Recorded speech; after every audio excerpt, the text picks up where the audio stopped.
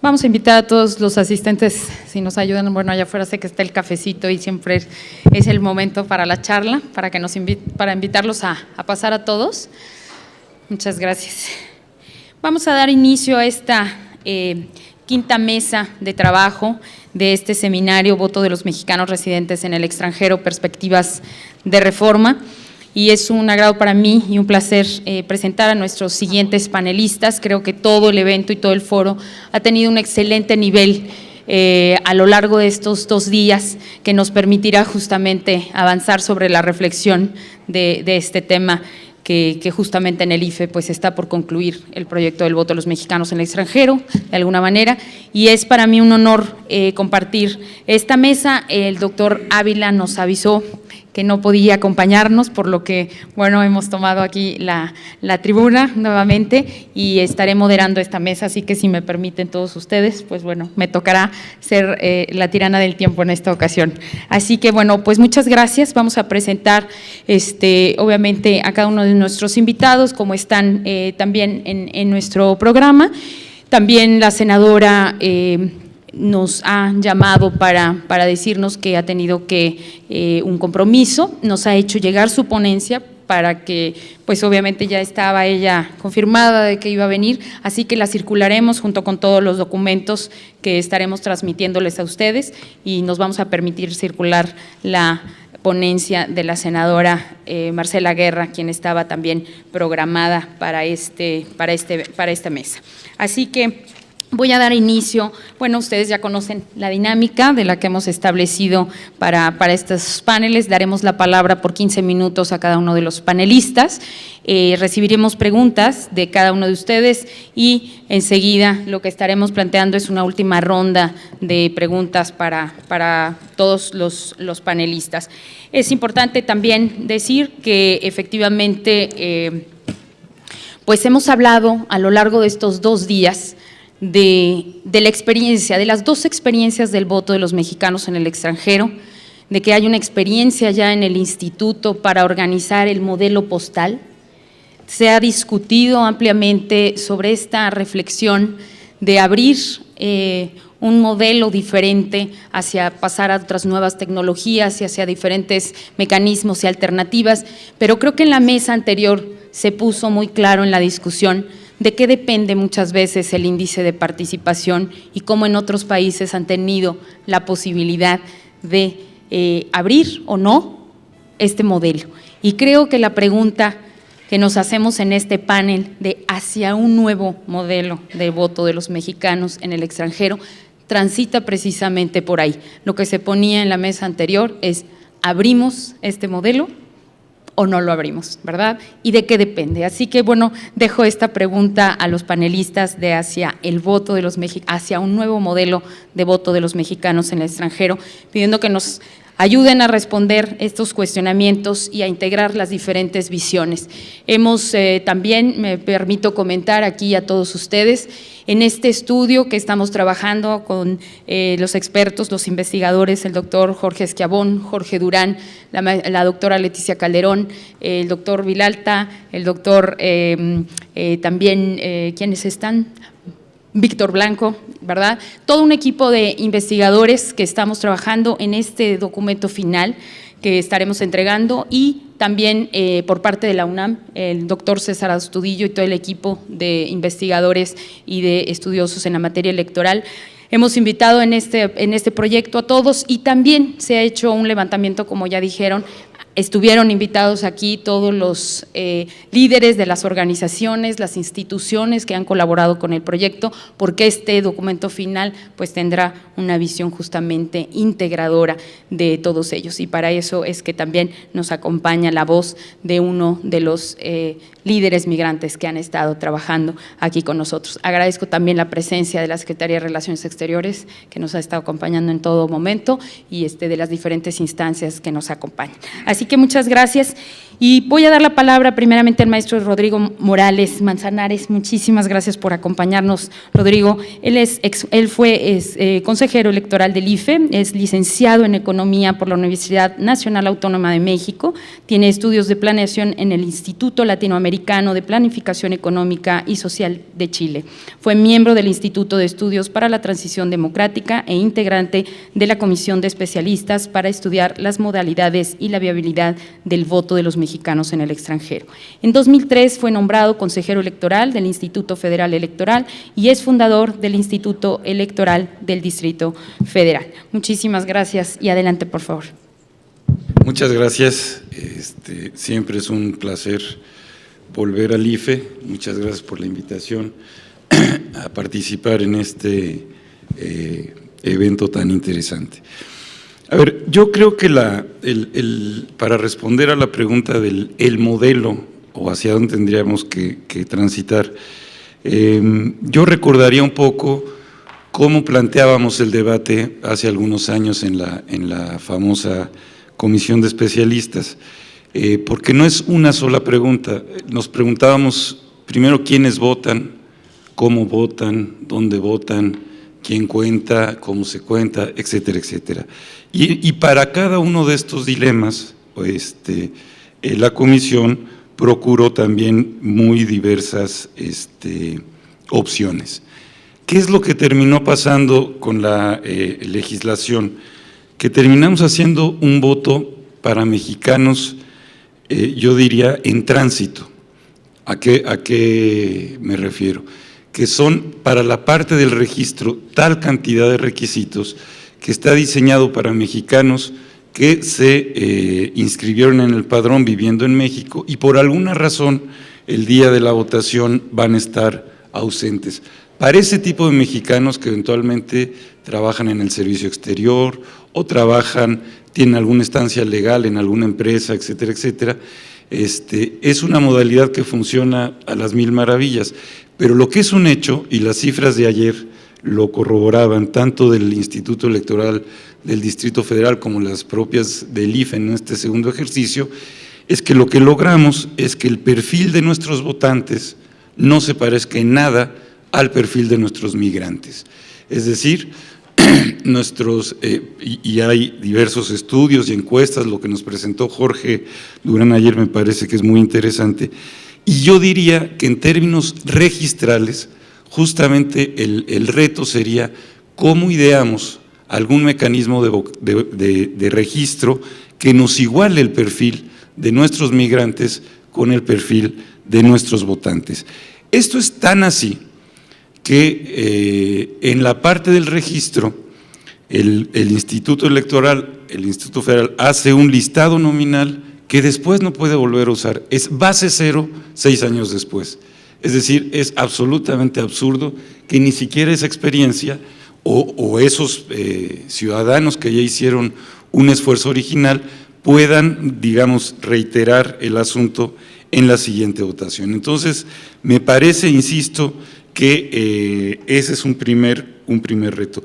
Y yo lo vincularía con una cosa que ocurrió en efecto en el año 98, cuando se hizo la comisión de especialistas, que Víctor lo recordará. El asunto era, había un transitorio que mandataba a que el Instituto Federal Electoral creara la comisión una vez que se supiera qué pasaba con la cédula nacional ciudadana. Es decir, en sus orígenes, el voto de mexicanos en el extranjero estaba vinculado al desarrollo de un instrumento registral que no era la credencial para votar con fotografía, sino que era un asunto mucho más de fondo, mucho más estructural, y que me parece que en este nuevo debate debiéramos volver a esos orígenes porque creo que esa es una tensión que no ha desaparecido. Si bien ahorita el Registro Nacional de Población se ha encaminado al registro, digamos, de niños y jóvenes, no de ciudadanos de 18 años, la cohabitación de la credencial con la cédula puede tener, si no se hace de manera ordenada, puede tener consecuencias muy malas para el padrón electoral.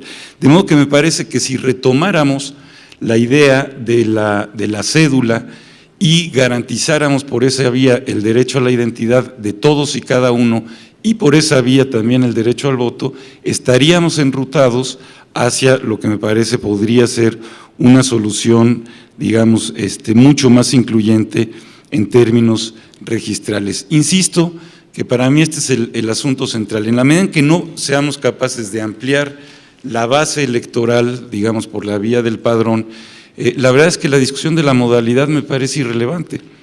Pueden ser urnas electrónicas, puede ser internet, puede ser postal, puede ser presencial, es decir, creo que en la medida en que no tengamos un volumen mayor de votantes, no vamos a resolver eso.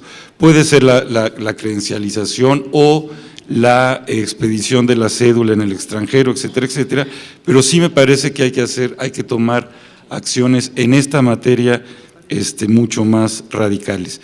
Y yo diría que en términos del cómo se vota, hay experiencias, incluso en la del Distrito Federal, pero hay experiencias internacionales que aconsejarían tener ahí una modalidad mucho más abierta, es decir, por ejemplo en Dominicana, dependiendo del volumen de votantes inscritos, se optaba o por voto postal o por voto presencial, digamos, se ponían urnas en parques, etcétera, etcétera, en escuelas, según fuera el volumen, y creo que la autoridad, ayer lo recordaba bien la consejera del IEDF, la sobreregulación no es una buena idea en esta materia.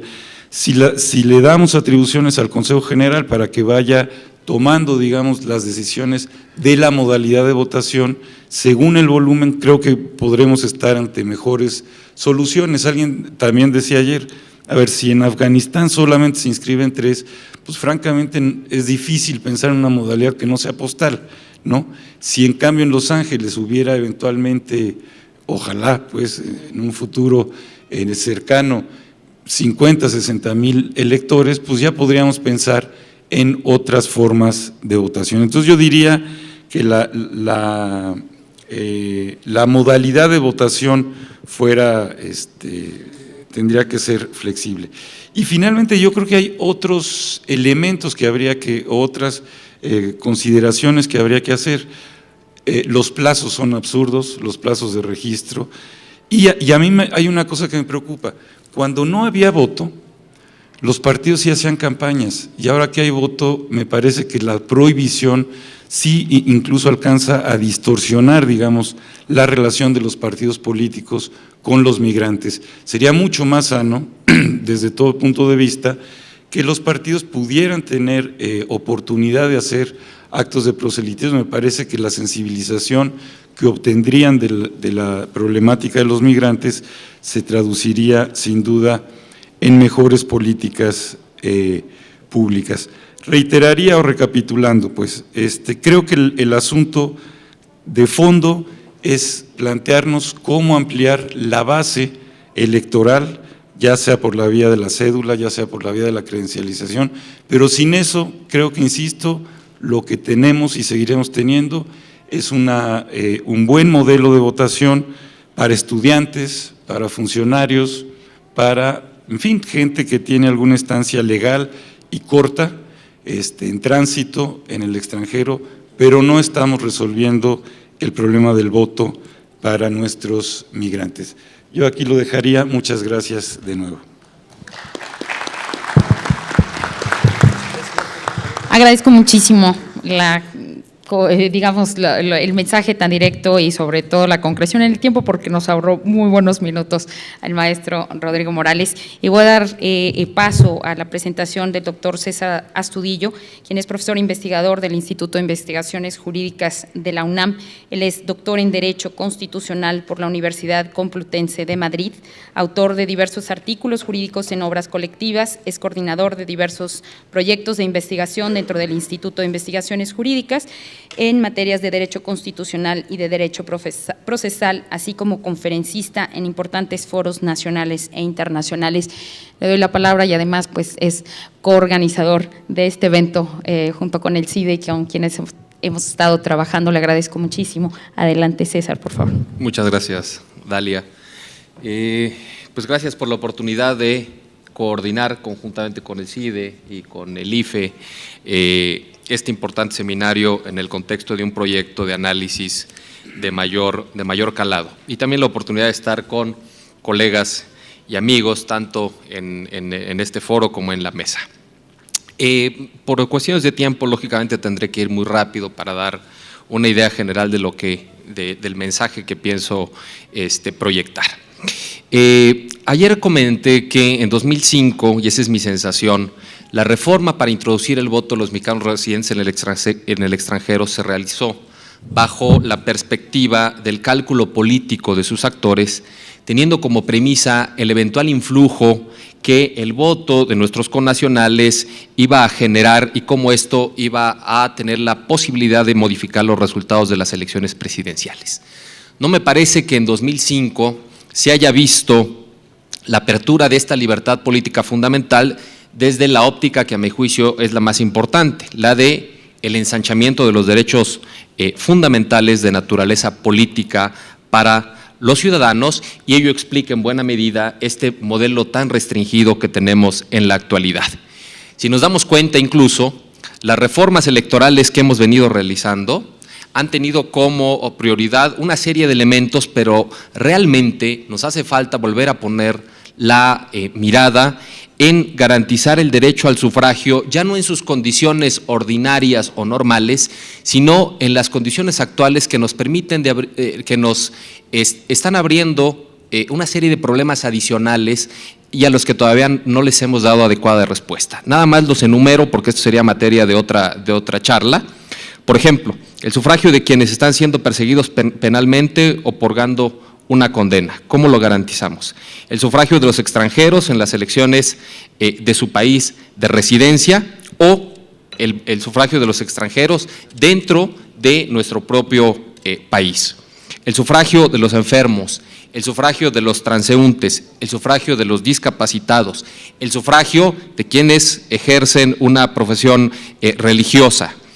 Y en esta discusión, lógicamente, se inscribe el tema que nos convoca, el voto de los compatriotas mexicanos que se encuentran en el extranjero. Ahora Rodrigo se ha referido, y además debo decir que esa fue probablemente una influencia mía, y por eso me tengo que detener en esto, que este seminario se llama el modelo de voto. Hablamos de un modelo de voto.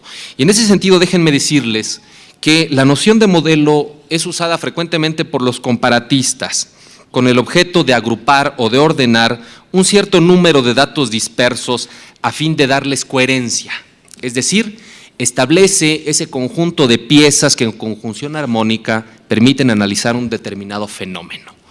Si llevamos esto al campo que nos ocupa, ¿cuáles son las piezas de este modelo de voto de los mexicanos residentes en el extranjero? En primer lugar, la determinación de quiénes votan. En segundo lugar, la especificación de por qué cargo se vota. En tercer lugar, el señalamiento de los documentos que habilitan para el voto. En cuarto lugar, la enunciación de la manera como se vota. En quinto lugar, la institución que organiza la elección. Y en sexto lugar, la puntualización del procedimiento a través del cual se ejerce el voto y donde entran cuestiones como el registro, los tiempos del procedimiento, la forma en que los ciudadanos se allegan de la información político-electoral y ya cuestiones como la recepción, el escrutinio y la publicitación de los resultados electorales. Una pregunta, y me parece que eso es lo fundamental de también lo que quiero transmitir, es si estas son las piezas de un eventual modelo de voto, ¿quién debe determinar la regulación de ese modelo? Evidentemente, si vemos esto desde la perspectiva de los derechos político-electorales de los ciudadanos, queda claro que es la Constitución la que no solo debe enunciar, sino garantizar un derecho de esta naturaleza. Y al hacerlo, es la misma Constitución la que puede incidir en dos extremos fundamentales. El primero es determinar quiénes tienen la titularidad de este tipo de derechos, y ahí empezar a realizar algunas limitaciones. Por ejemplo, cuando se dice que son los ciudadanos mexicanos que residen en el extranjero, y en segundo lugar poner algunos elementos también, algunas limitaciones a su ejercicio. Por ejemplo, la limitación que hoy ya se ha quitado de que para poder ser postulado a un cargo de elección popular necesariamente lo deba hacer a través de la vía de un partido político. En consecuencia, si esto lo determina la Constitución, el legislador tiene un papel en este desarrollo. Pero ¿cuál es su papel? Me parece que tenemos dos modalidades. La función del legislador puede ser amplia y omnicomprensiva, como hoy me parece que lo es, o puede ser acotada y parcial. La pregunta en consecuencia es ¿quién está en mejores condiciones para dictar las reglas de este modelo de voto? El legislador, que cuando lo hace motivado por intereses de carácter particular o de grupo y bajo una lógica eminentemente política, o la autoridad electoral cuya actuación se justifica por la consecución de un interés general y bajo una lógica estrictamente profesional. Desde mi punto de vista, estoy por la segunda opción. Yo creo que debemos de mudar de tipo de voto, del tipo de infraestructura jurídica del voto, para que el legislador únicamente establezca las disposiciones esenciales que van a caracterizar ese modelo, pero después dejar toda la regulación en manos de la autoridad electoral, porque recordemos que esta autoridad electoral es autónoma y ese principio de autonomía le da posibilidades para dictar normas de organización, normas de gestión, normas de funcionamiento, pero sobre todo normas para detallar los procedimientos a su cargo y para la toma de las decisiones al margen de las interferencias políticas.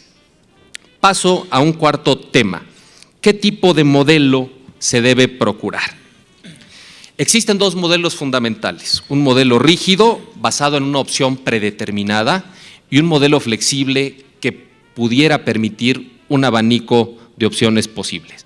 Actualmente el modelo es altamente rígido y así se basó desde el principio en una pretendida igualdad de posibilidades para ejercer el voto, de tal suerte que el votante mexicano en San Diego, que además está muy cerca ya de la frontera con México, votara en términos estrictamente iguales que el votante que se encuentra, como ese rato se refirió, en Egipto o en Afganistán. A la pregunta, ¿quiénes votan?, se respondió, únicamente los residentes en el extranjero. Y la residencia, recordemos, está definida como la acción de residir, lo cual evoca también la consideración de que alguien viva habitualmente en un sitio, es decir, presupone estar establecido formal y permanentemente en un lugar. Con esta decisión, el legislador en 2005 excluyó a quienes temporalmente residen fuera del país o a quienes momentáneamente y por los más diversos motivos se encuentran fuera del país. 2. A la pregunta ¿por qué cargo se vota?, se respondió únicamente para presidente, y con ello se tomó la decisión de que todo este despliegue institucional para posibilitar el voto en el extranjero se utilizara únicamente para elegir un cargo de naturaleza administrativa. Se excluyeron entonces otros cargos de naturaleza administrativa, como la posibilidad de votar, como se decía hace rato, por ayuntamientos o incluso cargos de naturaleza legislativa bajo un voto activo de votar por una representación de los migrantes dentro de los congresos de los estados o a nivel nacional, o incluso poder postularse de manera activa para ser un representante migrante dentro de dichos órganos.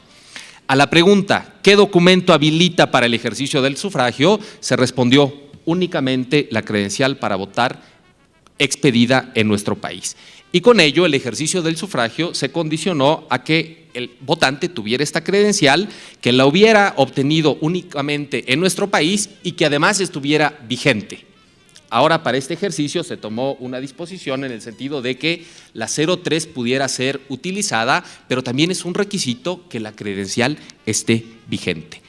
Con esta decisión se impidió también utilizar otros documentos igualmente idóneos para constatar dos cosas. ¿Qué nos interesa constatar? Que la persona tiene la nacionalidad mexicana y también constatar su identidad. Y con ello se estableció la gravosa carga de obtener, repito, esta credencial exclusivamente en los módulos del IFE.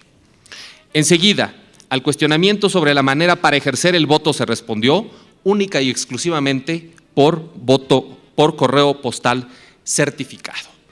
La decisión abrió la posibilidad de participar políticamente a través de una única vía que a la postre resulta altamente gravosa para el ciudadano, costosa para el Estado y compleja para la autoridad electoral, derivado del tiempo que la persona le debe conferir a la realización de todo este trámite, al alto precio que tiene un voto certificado, que lo decían, en este año el mayor gasto se fue en esa parte, y al importante esfuerzo que debe desplegar el IFE para enviar información a sus destinatarios y cuidar al menos que todos los que recibieron los documentos electorales puedan mandar de regreso su voto. Se excluyó, bajo esa misma lógica de igualdad, algunas soluciones complementarias que podrían enriquecer el modelo, como el voto por correo especializado, que ya sería un avance no certificado, el voto por internet, el voto por teléfono, el voto presencial a través de una urna electrónica o el voto presencial incluso utilizando la urna ordinaria o electrónica. Adicionalmente, al cuestionamiento sobre la institución que organiza la elección, se respondió única y exclusivamente el IFE. Y no se estableció también ninguna disposición que facultara a esta institución electoral para buscar la coadyuvancia con otras instituciones del Estado, ni, como ese rato lo decía el profesor Santolaya, a utilizar la infraestructura ya instalada en el exterior del Estado mexicano para que coadyuvara en esta labor de organización de la elección. Se nulificaron entonces la conjunción de esfuerzos que sumaran capacidades, experiencias, recursos e infraestructuras en beneficio de este proceso compartido. Y después se puntualizó también el procedimiento para el ejercicio del voto. Y en este sentido enlazo con algo que acaba de decir Rodrigo, a la pregunta ¿qué tipo de registro? Pues estableció un único registro, repito, basado en tener la credencial para votar, en generar una lista nominal de electores que además hoy lamentablemente algunos consideran que puede ser un producto desechable que ya cumplió su función y que ahora hay que destruir justamente perdiendo, digamos, todo el avance que ya se tiene en tener identificados ya a los votantes en el extranjero. Utilizo estos últimos minutos para determinar algunas líneas de hacia dónde debe caminar el modelo.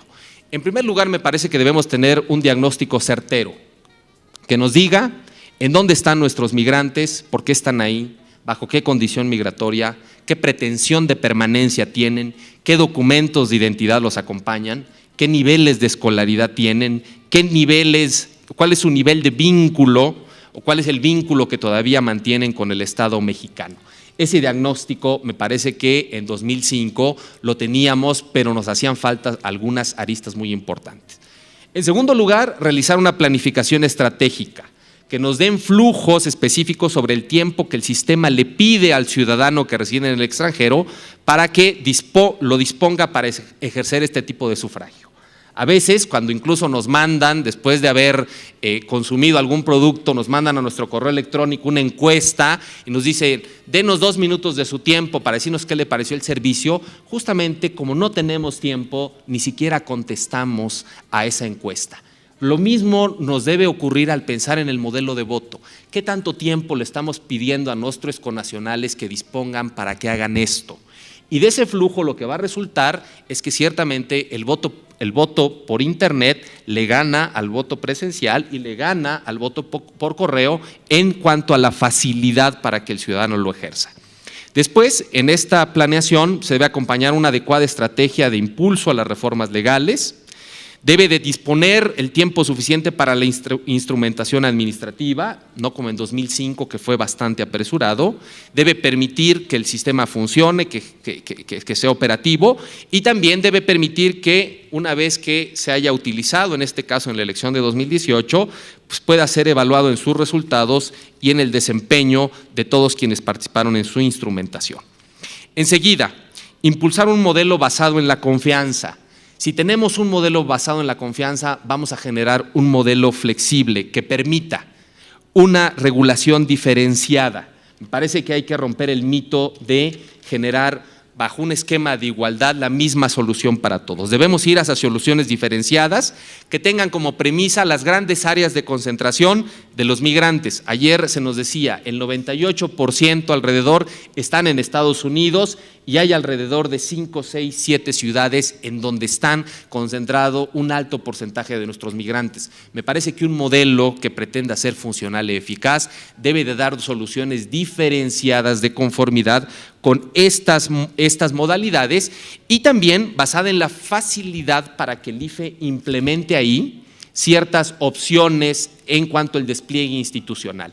No es lo mismo dar una solución para quienes van a votar en San Diego, California, que eventualmente pueden trasladarse a Tijuana a votar bajo un esquema también de una infraestructura que se ponga en esta franja limítrofe con Estados Unidos, que el que vota en Washington. Después, debemos ir hacia una regulación estática y dinámica. Estática para impulsar una plataforma común, pero dinámica que permita probar ciertas soluciones a través de programas pilotos con grupos puntualmente determinados. Tenemos en este sentido muchas representaciones nacionales en buena parte del mundo con los que el Estado mexicano tiene relaciones diplomáticas. Entonces ahí tenemos, por ejemplo, que los diplomáticos es un grupo muy específico frente al cual se podría ofrecer una solución determinada. Tenemos también una migración más o menos regular con Canadá, que también permitiría tener alguna opción muy específica en ese sentido, pero eso solo lo podemos lograr si tenemos esta regulación estática y dinámica a la vez. Finalmente, una regulación que presuponga un abanico de opciones posibles, no una única opción como actualmente está el modelo, para que el IFE pueda poner en práctica una de esas opciones, algunas de ellas, o todas a la vez si lo considera técnicamente factible. Adicionalmente, y estoy concluyendo, me quedan 2 ideas, tener en cuenta el contexto en el que habrá de ponerse en práctica nuevamente el voto de los mexicanos en el extranjero. Se va a poner en práctica en 2018 con un avance inusitado en las plataformas tecnológicas y también con un tipo de lector distinto. Habría que ver cuál va a ser el perfil de lector en el extranjero que vamos a tener hacia 2018. Hoy en día nos preocupamos en el interior del país de ver quiénes van a ser los nuevos votantes, porque son votantes jóvenes, votantes que ya tienen una cultura de acceso a redes sociales distintas, al internet. También debemos de preocuparnos cuál va a ser el perfil del votante en el extranjero en 2018. Y en ese sentido, buscar que la regulación sea funcional y que ocupe la capacidad instalada del IFE, es decir, que se disponga de una infraestructura que facilite el ejercicio del voto y que no lo obstaculice como hoy lo dispone el modelo. Una regulación que genere mayor eficiencia en términos del costo-beneficio obtenido y además, y esto es muy importante, una regulación que siente bases de futuro en virtud de que la nueva reforma se va a utilizar en 2018, pero también se va a utilizar en 2024. Es decir, una reforma que siente raíces y también una reforma que salga del mito, y con eso concluyo, de que si hay 12 millones eventualmente de mexicanos residiendo en el extranjero, el modelo únicamente va a ser exitoso si recibe 12 millones de votos. Es un modelo basado en un formato de voto potestativo y eso no lo debemos de perder de vista. Consecuentemente, estas serían unas líneas para articular hacia dónde creo que debe de moverse nuestro modelo de votación. Muchas gracias. Muchas gracias al doctor Astudillo, que bueno, nos está poniendo ya las piezas en las que tenemos que trabajar hacia esa construcción. El maestro Morales nos ha planteado justamente el acento en el tema del registro, que es el paso para ese mecanismo diferente que permitiría justamente ampliar, y se ha tocado en la mesa el tema de quiénes son los que realmente tienen este derecho y si lo abrimos o no lo abrimos.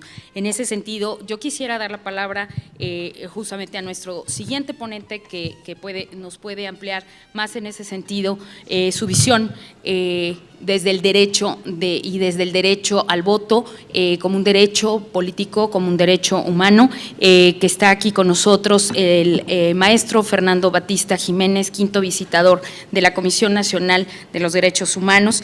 Él es maestro en Ciencias Jurídicas por la Universidad de Navarra, España, licenciado en Derecho por el Instituto Tecnológico Autónomo de México, profesor de licenciatura y posgrado en las materias de Derechos Humanos, Garantías Individuales y Amparo. Ha publicado diversos artículos sobre los derechos humanos en revistas especializadas como Cuestiones Constitucionales, editado por la UNAM, y el Anuario de la Facultad de Derecho de la Universidad de Coruña, España, a quien le agradezco mucho la presencia y el tiempo que se toma para esta presentación. Muchas gracias, maestro, adelante. Al contrario, muchas gracias, Dalia, doctor Francisco Guerrero, doctor Astudillo, maestro Morales, don Roberto Bravo.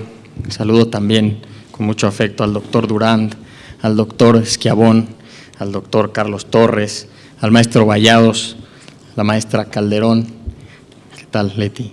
En fin, a todas y a todos muy distinguidos participantes en este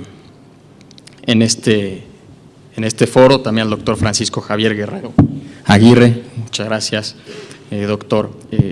Y a nombre del doctor Raúl Plasencia Villanueva, presidente de la Comisión Nacional de los Derechos Humanos, pues agradezco al Instituto Federal Electoral la invitación a participar en este seminario organizado conjuntamente, y también agradecemos desde luego al CIDE y a la UNAM por la participación a la comisión a participar en este evento. Quisiera empezar la exposición aclarando que no soy especialista en el tema electoral, además de que la CNDH no es competente, no somos competentes para conocer de la propia materia, esto por mandato constitucional, de manera que en atención a estas circunstancias es que trataré de aportar un breve análisis que desde luego no pretende ser exhaustivo, además no se cuenta con el tiempo para hacerlo, relacionado básicamente o en esencia con la participación política, entendida la participación política como un derecho humano. La reforma constitucional más reciente en materia de derechos humanos del pasado 10 de junio del 2011, que vino a modificar 11 artículos de nuestra Carta Fundamental, significa un cambio esencial en el modo en que desde ese entonces se abordan los derechos humanos en nuestro país. Se trata, así lo ha señalado nuestro Ombudsman Nacional, de la reforma más trascendente, de la reforma más importante en materia de derechos humanos que se ha generado en nuestro país desde 1917.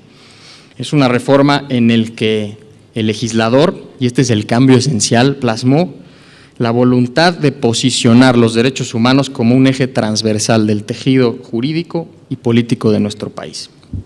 La lectura que pretendo hacer respecto de la accesibilidad del derecho al voto para los mexicanos residentes en el exterior deriva precisamente de considerar el derecho al voto como parte del derecho a la participación política, y este derecho concreto como uno de los que conforman el conjunto de derechos humanos que se reconocen en nuestra Constitución.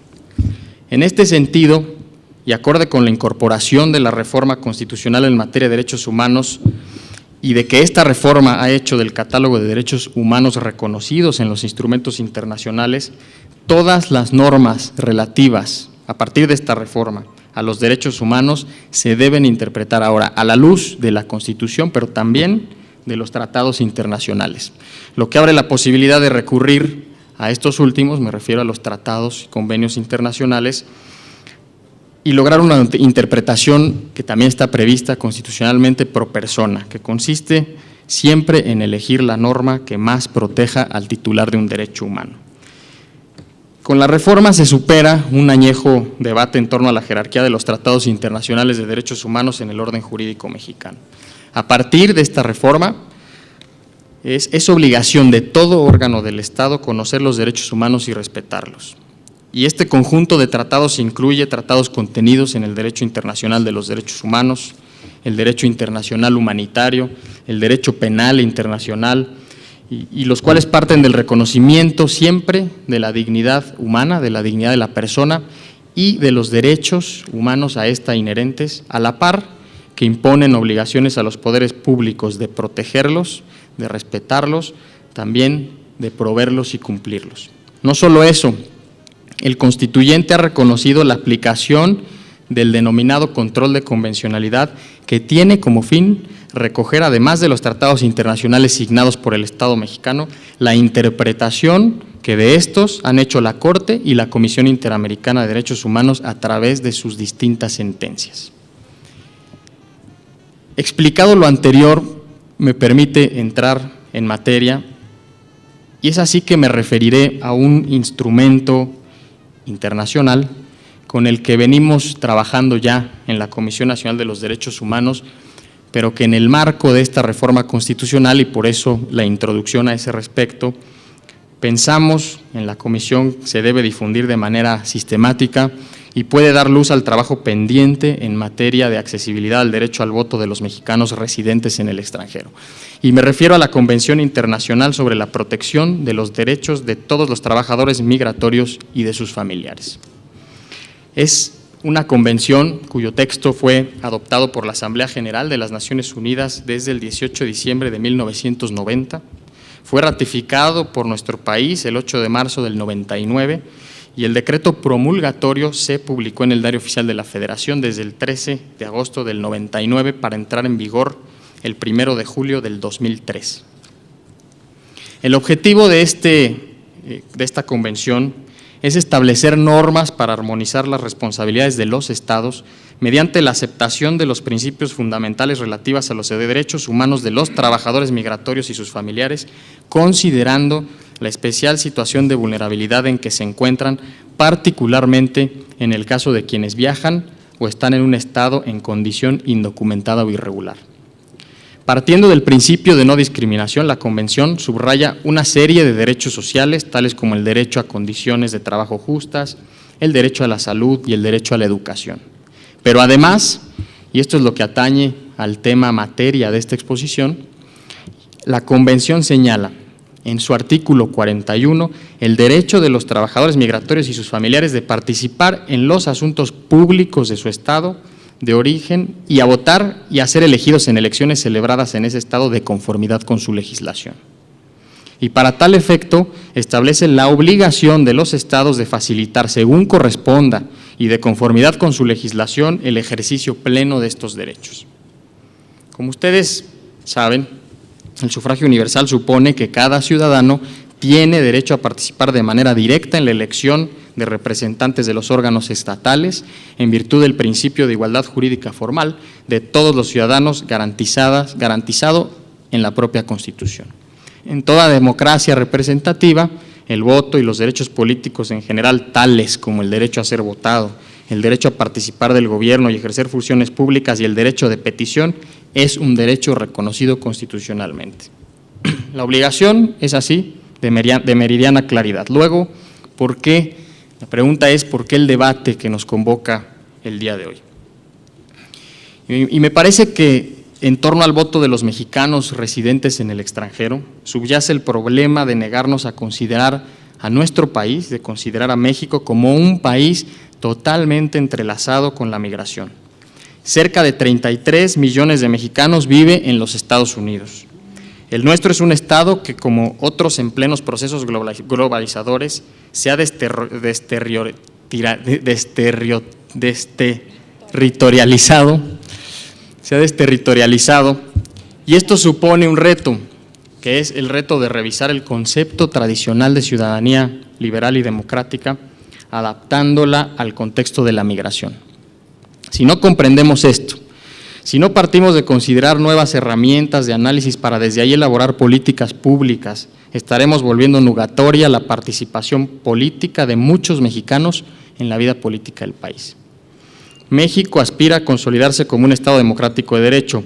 En este sentido me refiero a la resolución 2000/47 de la anterior Comisión de Derechos Humanos de la Organización de las Naciones Unidas, titulada La promoción y consolidación de la democracia, en la que se reconoce que existen lazos indisolubles entre los derechos humanos reconocidos en la Declaración Universal de Derechos Humanos, los instrumentos internacionales sobre derechos humanos y los fundamentos de toda sociedad democrática. Los derechos políticos hacen efectiva la participación de la persona como ciudadano de un determinado Estado. Son titularidades que se traducen en el ejercicio amplio de la participación política. Si bien el reconocimiento de los derechos políticos nace y se desarrolla en el ámbito del derecho interno, ha seguido un proceso de internacionalización tanto en lo regional como en lo universal, que al cruzarse con temas que en el derecho internacional de los derechos humanos se han desarrollado, nos brindan hoy una herramienta conceptual para su defensa. El sufragio universal, libre, igual y secreto es un componente inalienable de los derechos humanos, plasmado entre otros en el artículo 21 de la Declaración Universal de los Derechos Humanos de 1948 y en otros tratados.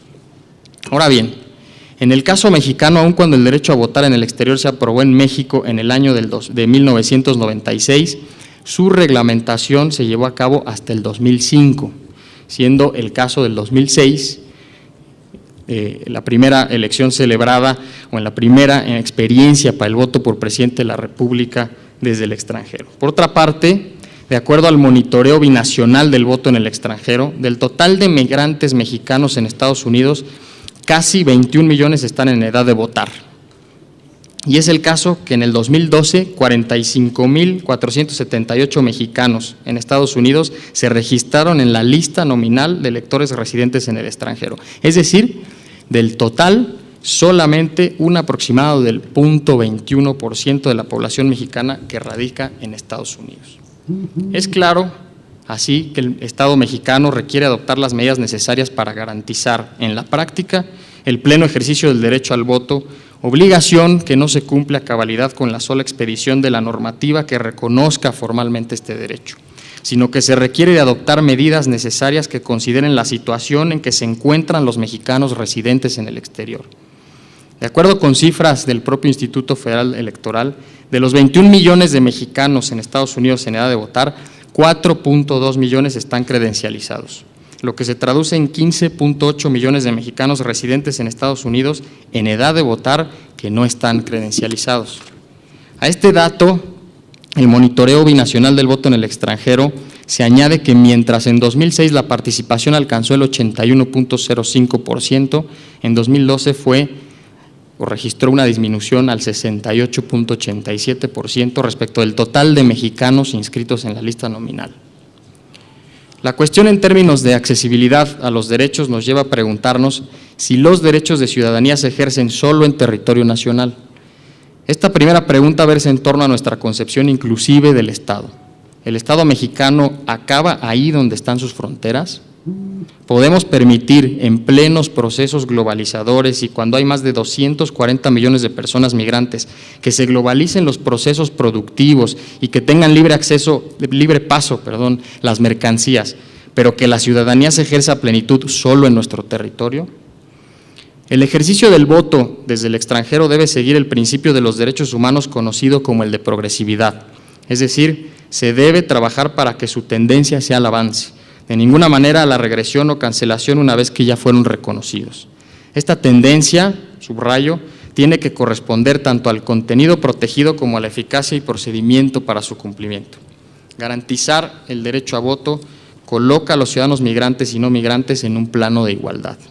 Finalmente, para terminar, y conforme al marco expuesto y desde la óptica de la persona migrante que busca ejercer su derecho y su obligación a votar, me permito dejar sobre esta mesa y para el análisis de los especialistas en la materia algunas consideraciones finales que tienen que ver, como señalaba el maestro Morales, o buscando siempre de fondo plantearnos la ampliación de la base electoral. En primer término, para asegurar la justicia electoral, resulta indispensable considerar que se requiere que el voto de los mexicanos residentes en el extranjero cumpla con criterios de transparencia, de registro electoral e igualdad de la competencia electoral. En segundo término, es necesario promover el voto en el extranjero en el marco de los derechos humanos y potencializar así el trabajo de la Secretaría de Relaciones Exteriores, a través de los consulados, por supuesto, para informar a los mexicanos constantemente sobre la importancia de ejercer su derecho al voto. Las labores de promoción deben llevarse a cabo en las zonas de alta y mediana concentración de mexicanos, haciendo uso de la red consular, pero con personal independiente del Instituto Federal Electoral. En tercer lugar, credencializar. Se requiere expedir y actualizar credenciales. En este sentido, existen ya iniciativas que proponen la posibilidad de que la credencial del IFE pueda obtenerse en el extranjero, por ejemplo. Finalmente, porque no pretendo ser exhaustivo, hay que buscar nuevas opciones de voto desde el extranjero que complementen a la del voto postal. En este sentido, por ejemplo, existe ya, y el maestro Vallados no me dejará mentir, una sentencia del Tribunal Electoral del Poder Judicial de la Federación, en que se establece que la modalidad del voto electrónico por Internet no vulnera las características del sufragio y los principios rectores de legalidad y certeza de la función electoral establecidos en la propia Constitución. De manera que dejo así, y justo en 15 minutos, unas breves reflexiones que espero contribuyan a la definición de la ciudadanía democrática que queremos para el México de la movilidad y migración que somos. Muchas gracias. Le agradezco muchísimo. Creo que nos ahorró hasta un minuto, pero yo conté, tal vez tenía todavía un minuto de tiempo, pero muchísimas gracias. Bueno, ponemos en la mesa también este tema de justamente el derecho humano. Ayer se hablaba justamente de que los ilegales no votan, se mencionaba en la mesa, y creo que bueno, aquí se ha puesto también un antecedente de la importancia y de la obligación al derecho a la participación como un derecho humano, pero también como una obligación del Estado mexicano en el sentido de los tratados internacionales que ha firmado ya de alguna manera en todos estos instrumentos legales a nivel internacional, y que justamente seguimos discutiendo en este sentido. Bueno, quiénes votan, quiénes no votan, y el tema de justamente las cifras en relación a cuántos mexicanos en el extranjero existen y cuántos de ellos tienen realmente esta posibilidad y el acceso para votar.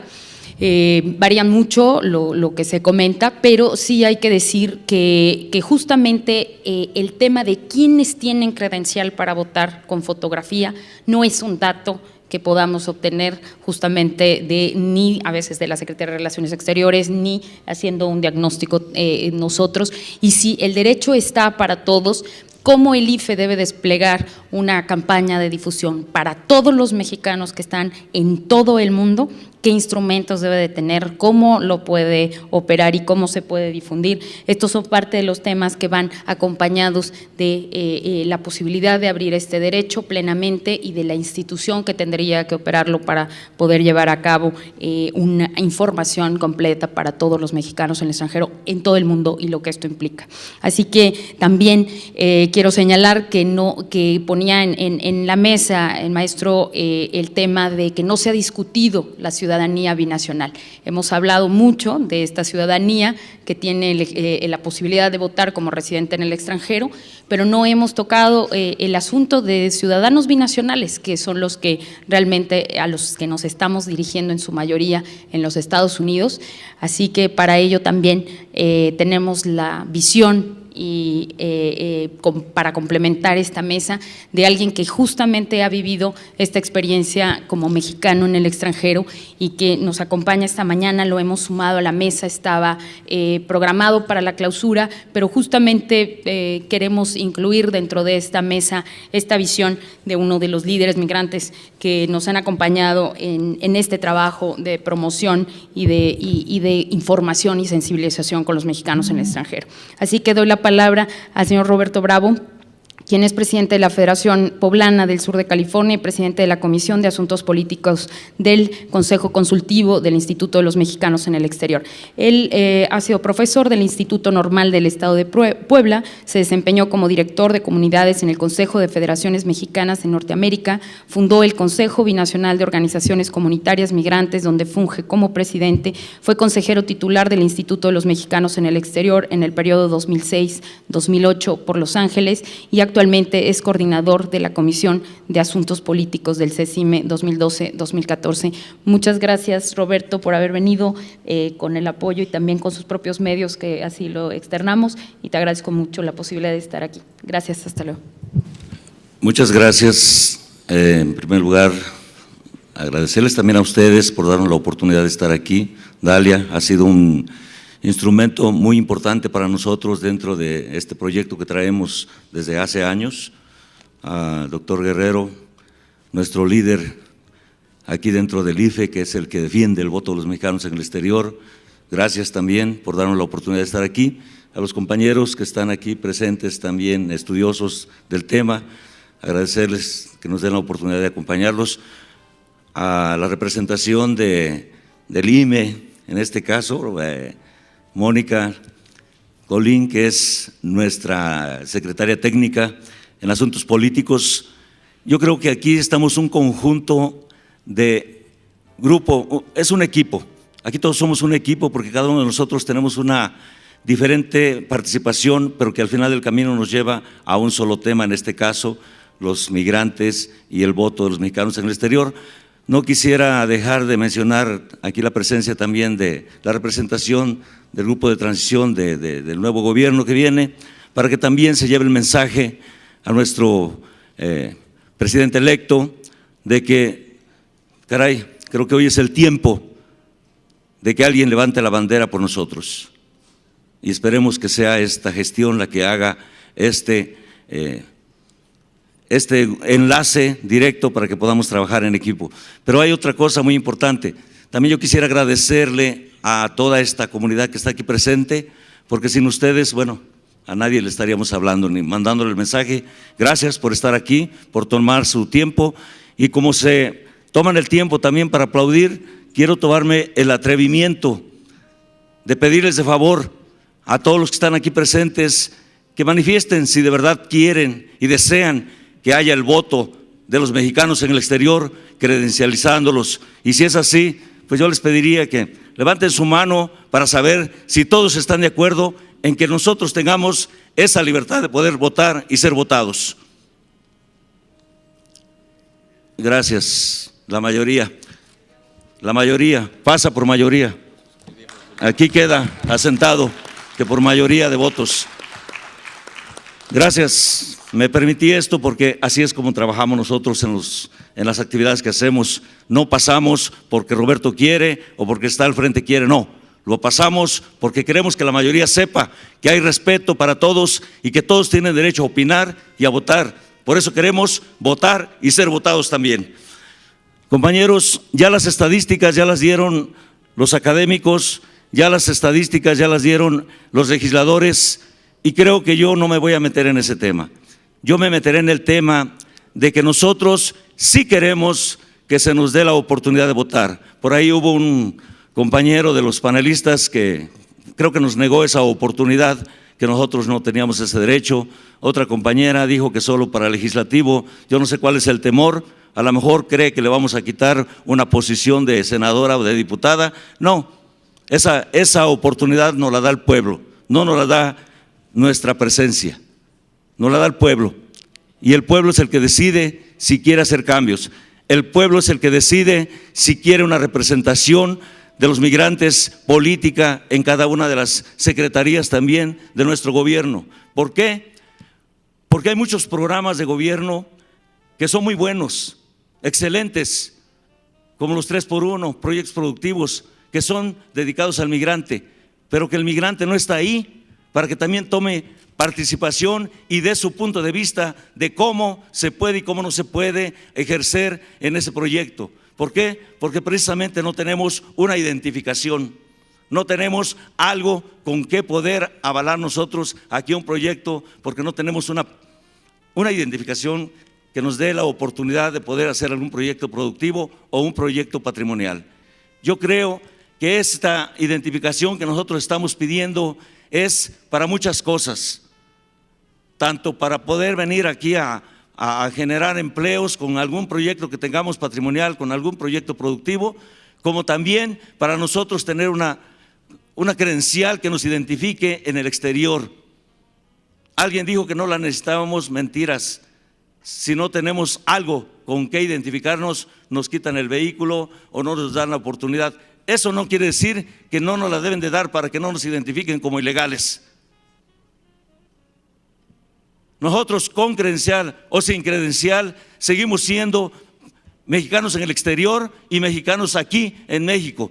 Pero sí es importante que tengamos un documento que nos identifique, que nos dé la oportunidad de que algún día tengamos nosotros el derecho a ejercer el voto. En Estados Unidos no son solo únicamente esos 4 millones de los que supuestamente se habló que tenían las credenciales. Estamos bien equivocados. Y este mensaje va para los políticos.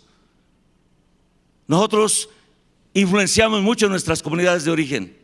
Nosotros tenemos familia aquí a la que le decimos voten por fulano o voten por mengano porque queremos un cambio.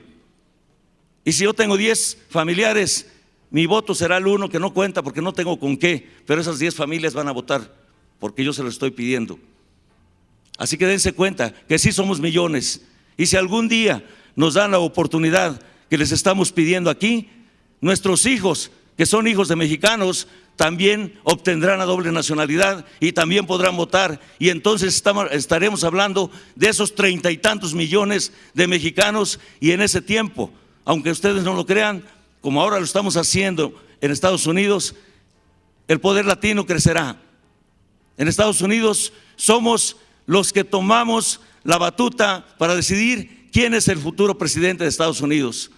Por eso es muy perseguido el voto latino, pero estamos educados también para trabajar. Por eso yo le pediría a alguien que dijo por ahí que tenemos derechos, pedimos derechos, pero también tenemos obligaciones, que me las diga, para que empiece yo a pensar cómo voy a poder ejercer esas obligaciones que tengo.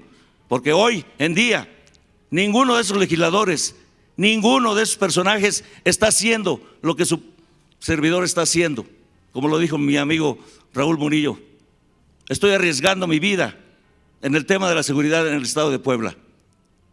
Estoy entrando a los municipios a las 3, a las 4 de la mañana para hablar con la gente, porque solo a nosotros nos creen. No le creen a los políticos, no le creen a la autoridad, porque creen que están involucrados con los secuestradores, porque creen que están involucrados con la mafia, pero a nosotros sí nos creen, porque somos su raza, somos la gente que le está llevando algún proyecto a su municipio.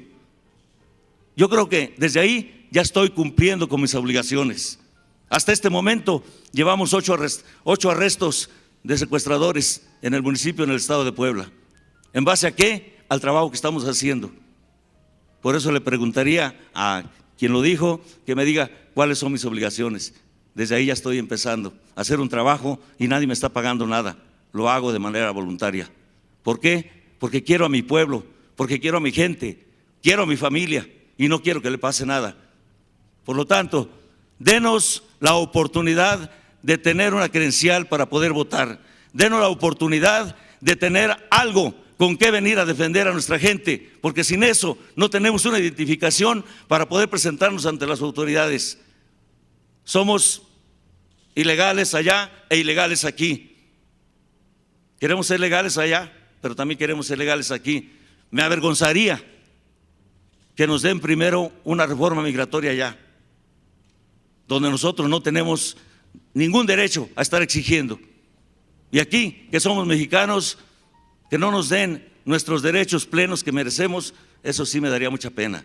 Porque entonces, como lo dijo el compañero, entonces ya de manera legal vendríamos a sacar nuestra credencial de elector aquí, a donde ustedes quieren y donde no quieren que nosotros la tengamos allá. Así que por favor, ese sería mi mensaje a los legisladores, a los estudiosos, a todos aquellos que hablan por nosotros, que nos unamos, que hagamos fuerza, que se corra una voz, que utilicemos los medios de la tecnología. ¿Para qué? Para mandar los mensajes a todo cuanto político tenga la oportunidad de tomar la decisión para decir, ya es tiempo, ya es hora de que los mexicanos en el exterior tengan una credencial para poder votar, y después de ahí tomar el modelo que estamos ahora poniendo aquí en la mesa, que ya se está trabajando. Gracias.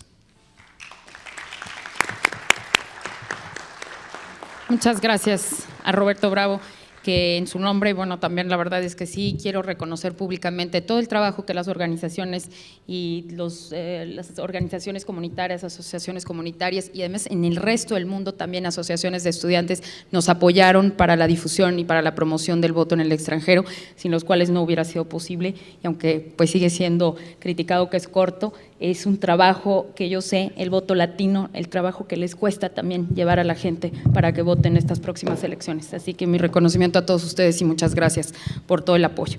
Y bueno, enseguida, pues por supuesto, voy a dar la palabra al consejero electoral Francisco Guerrero, quien obviamente pues ha estado involucrado en toda la implementación del proyecto. Hemos escuchado la participación desde diferentes visiones de lo que implicaría un nuevo modelo de voto de los mexicanos en el extranjero a lo largo de este día y a lo largo del día de ayer, pero también creo que es importante, estuvo ayer el consejero Nassif, estuvo el doctor Lorenzo Córdoba, el maestro Marco Baños y el consejero Guerrero, quienes han estado plenamente involucrados en la operación desde la autoridad electoral y de lo que implica para el instituto organizar este proyecto de voto de los mexicanos residentes en el extranjero.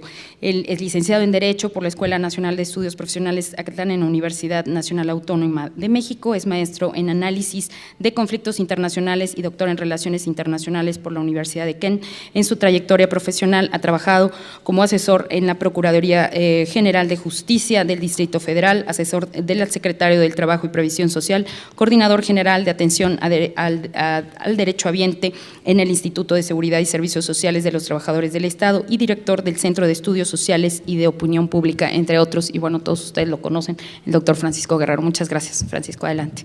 Muchas gracias. Me emocionó tanto, Roberto, que hasta tiré el agua y casi baño a Rodrigo. A ver, yo quisiera comenzar diciendo que cuando me invitó Dalia a participar en este foro, y cuando vi la pregunta de hacia un nuevo modelo del voto de los mexicanos residentes en el extranjero como una pregunta, pues lo primero que pensé es que no debe ser una pregunta, debe ser ya una afirmación. Necesitamos un nuevo modelo para que los mexicanos que viven en el extranjero voten. Yo creo que aquí nadie ha venido a decir, de todas las ponencias que se han presentado, que pudiéramos seguir con el mismo modelo. Yo he sido muy categórico porque me ha tocado administrarlo. Y una cosa es teorizar sobre el modelo, una cosa es opinar sobre el modelo, pero esto es como cuando te prestan un vehículo y te dicen, bueno, pues tienes que estar en 4 horas en Acapulco. Pues ya cuando te subes al vehículo y lo empiezas a manejar, te das cuenta de su velocidad, te das cuenta de la capacidad de su motor, y créanme que este modelo sería un Bocho 74 en condiciones muy lamentables, si se vale la expresión. Creo que ya llegó el momento de hacer a un lado los mitos, los miedos y las falacias. Escuchaba a alguno de nuestros distinguidos ponentes que ponía sobre la mesa algo que me parece que es interesante y que quizá epitomiza lo que para muchos ha sido la preocupación. Decía, bueno, pero es que si votan muchos, ¿eso podría cambiar el rumbo de la elección? Sí, de eso se trata. Precisamente, no adjetivar el voto de los mexicanos en el extranjero y permitir que voten sin ninguna restricción, como votamos los que vivimos en México. Es decir, si eso cambia el destino de la elección, qué bueno. Yo diría que no podemos seguir considerando que nuestros migrantes, y no solo los que viven en Estados Unidos, yo tuve ocasión de platicar con migrantes en Rusia, en Suecia, en Qatar, en Inglaterra, en muchos países, son comunidades muy fuertes, que lo que quieren es seguir participando y quieren que su voto cuente, y si incide en la votación, qué bueno. Yo diría que ya hay que abandonar esta idea de que es riesgoso que los mexicanos que viven en el exterior no participen de manera intensa. ¿Por qué no nos ponemos tan remilgosos con los 250,000 millones de dólares que hemos recibido desde hace 10 años? ¿Les hacemos un examen moral a esos millones de dólares? ¿Consideramos si es bueno o malo para el país que esos millones de dólares entren? Yo veo que este año recibimos más de 20,000 millones de dólares en remesas y nadie se cuestionó el origen de ese dinero, en qué se va a utilizar ese dinero. El país lo recibe gustoso. Entonces, la primera cosa que quisiera decir es que hay que hacer a un lado toda la demagogia y todas las falacias que se han venido construyendo en torno a este asunto. Y esto se los digo después de haber dedicado más de un año de mi vida a ver en la realidad cómo es que funciona la vida política de los mexicanos que viven en el extranjero. Ya se ha dicho, pero lo repito porque me parece que es importante, a pesar de las dificultades del modelo, el IFE hizo un esfuerzo porque este modelo funcionara mejor. Este bochito 74 que corría a 40 kilómetros por hora, pues lo forzamos un poco más y logramos que corriera a 60. Pero no va a correr más allá de eso, ¿eh? Se le va a reventar la caja y va a tronar el motor. Entonces, sí hay que darnos a la idea, a ustedes seguramente les ha pasado en su vida, que tenían un vehículo que le tenían mucho cariño o que lo utilizaban, pero llegó un momento en que alguien les dijo, oigan, pues con ese carro no vamos a llegar muy lejos. Y no se trata de que la participación política de los mexicanos en el extranjero se siga dando a 60 kilómetros por hora. Se debe dar a la misma velocidad que se da la participación política de los mexicanos que vivimos en México. Para mí ese es un principio fundamental en el que yo fundamento lo que he podido vivir en ese sentido. Quiero decir con precisión que desde mi perspectiva, el modelo actual de voto postal no puede continuar. Ustedes imaginen que para votar tienen que pasar por 3 envíos consecutivos para poder acreditar su voto en algún momento dado. Tienen que enviarme, parece como casi un chiste de gallegos, ¿no?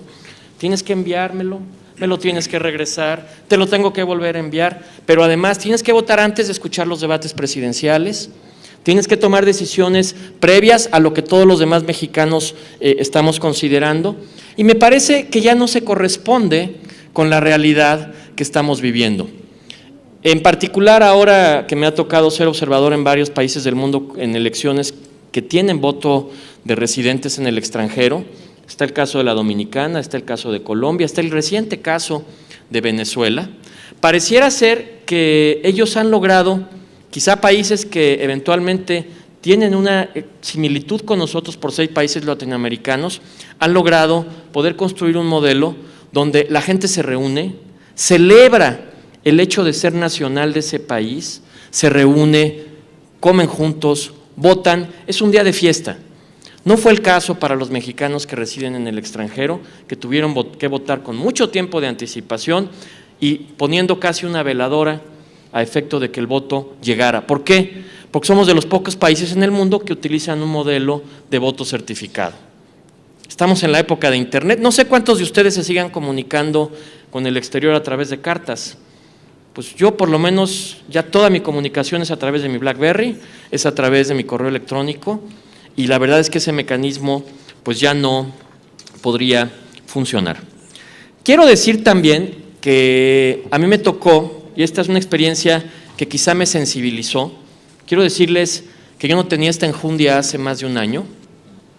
Veía el tema como un tema, pues un tema más de los que el IFE tiene que procesar, pero yo los invitaría a que fueran con la comunidad, fueran a las estaciones de radio, fueran a las estaciones de televisión y platicaran con la gente.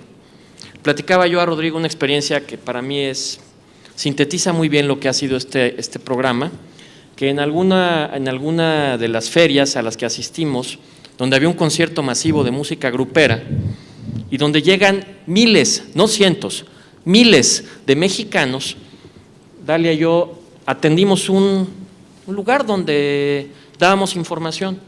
Llegó un señor, no estoy seguro si era zacatecano, me parece que sí, o de Durango, que llegó con toda su familia. Eran 7 o 8 personas de todas las edades.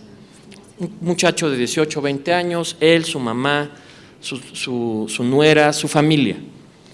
Y me dijo, oiga, aquí es de lo del voto, ¿verdad? Sí. ¿Cómo le hago para sacar mi credencial?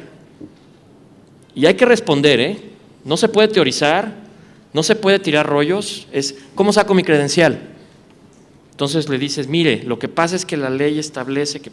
Empiezan a platicar la historia y el señor sacó de su cartera un billete. Me dijo, yo la pago, no tengo ningún problema para pagarla. Entonces le expliqué, no, mire, no se la puedo dar ahora, pero fíjese que vamos a hacer un esfuerzo. ¿Saben cómo me sentí? Me sentí que estaba administrando un modelo que no funciona. Y esta experiencia la quiero poner sobre la mesa porque lo mismo sucedió con los líderes de la comunidad en los medios.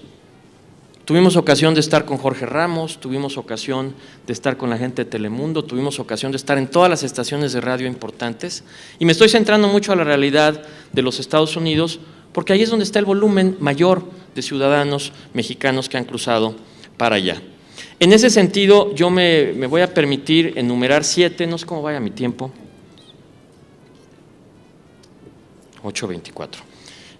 Quiero enumerar 7 conclusiones a las que yo he llegado como presidente de la Comisión del Voto de los Mexicanos en el Extranjero, que forman ya parte de una convicción que no viene solo de un análisis académico, de un análisis político, sino de un análisis factual de lo que yo he podido ver con la comunidad.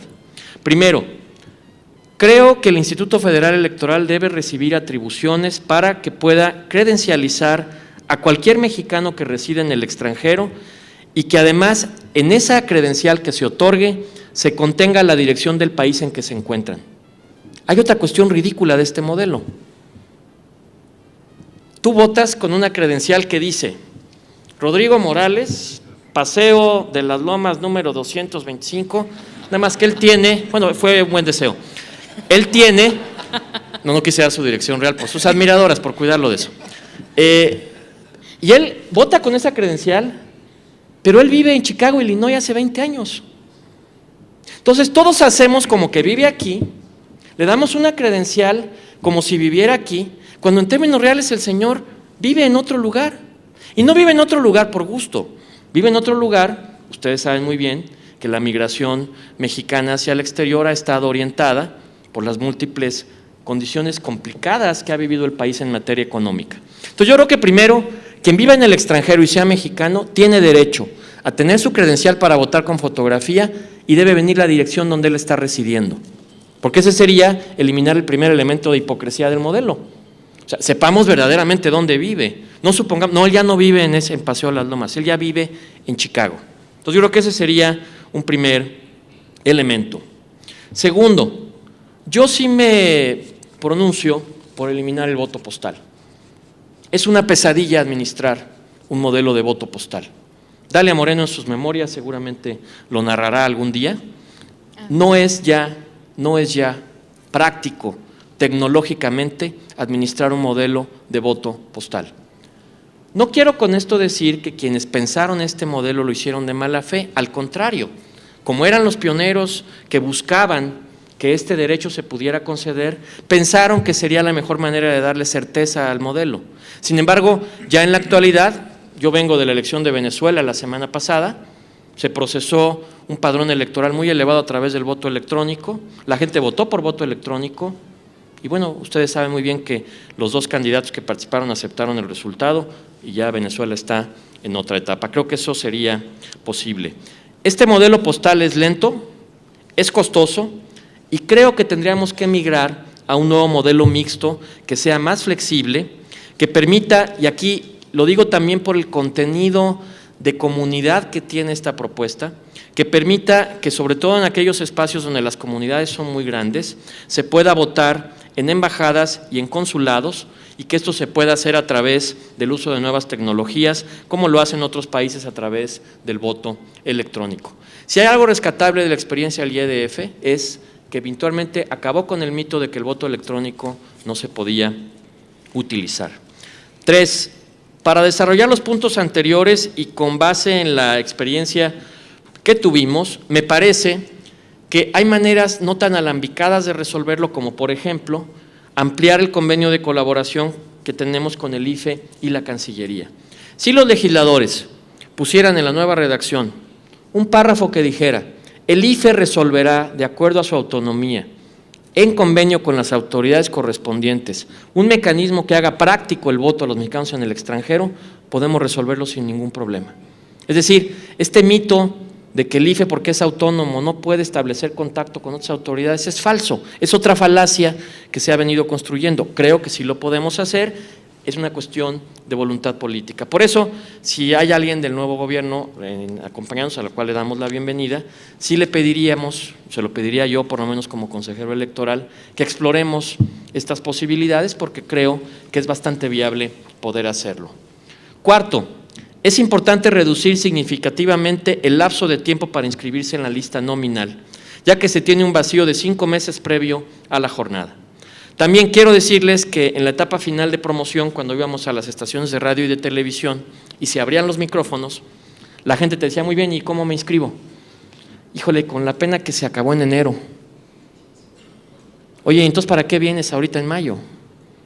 No, bueno, es que le estamos hablando a los que sí se inscribieron. No, pero es que yo me quiero inscribir ahorita, no me quiero inscribir en enero, me quiero inscribir ahorita porque quiero votar en julio, como van a votar todos ustedes. Muy difícil dar explicaciones. Me quedan 2 minutos y mucho que decir, pero voy a ser muy sintético. Quinto, creo que debe revisarse el capítulo de prohibición de las campañas políticas en el extranjero. ¿Por qué si hacen campaña política en el extranjero los dominicanos o los colombianos o los venezolanos y nosotros no? Se dijo, yo lo escuché, que en su momento se consultó al gobierno norteamericano, que es quizá el espacio más complejo. Vuélvase a consultar. Han cambiado muchas cosas. Mantenernos en lo que sucedió hace 7, 8 años me parece que sería algo que no es adecuado.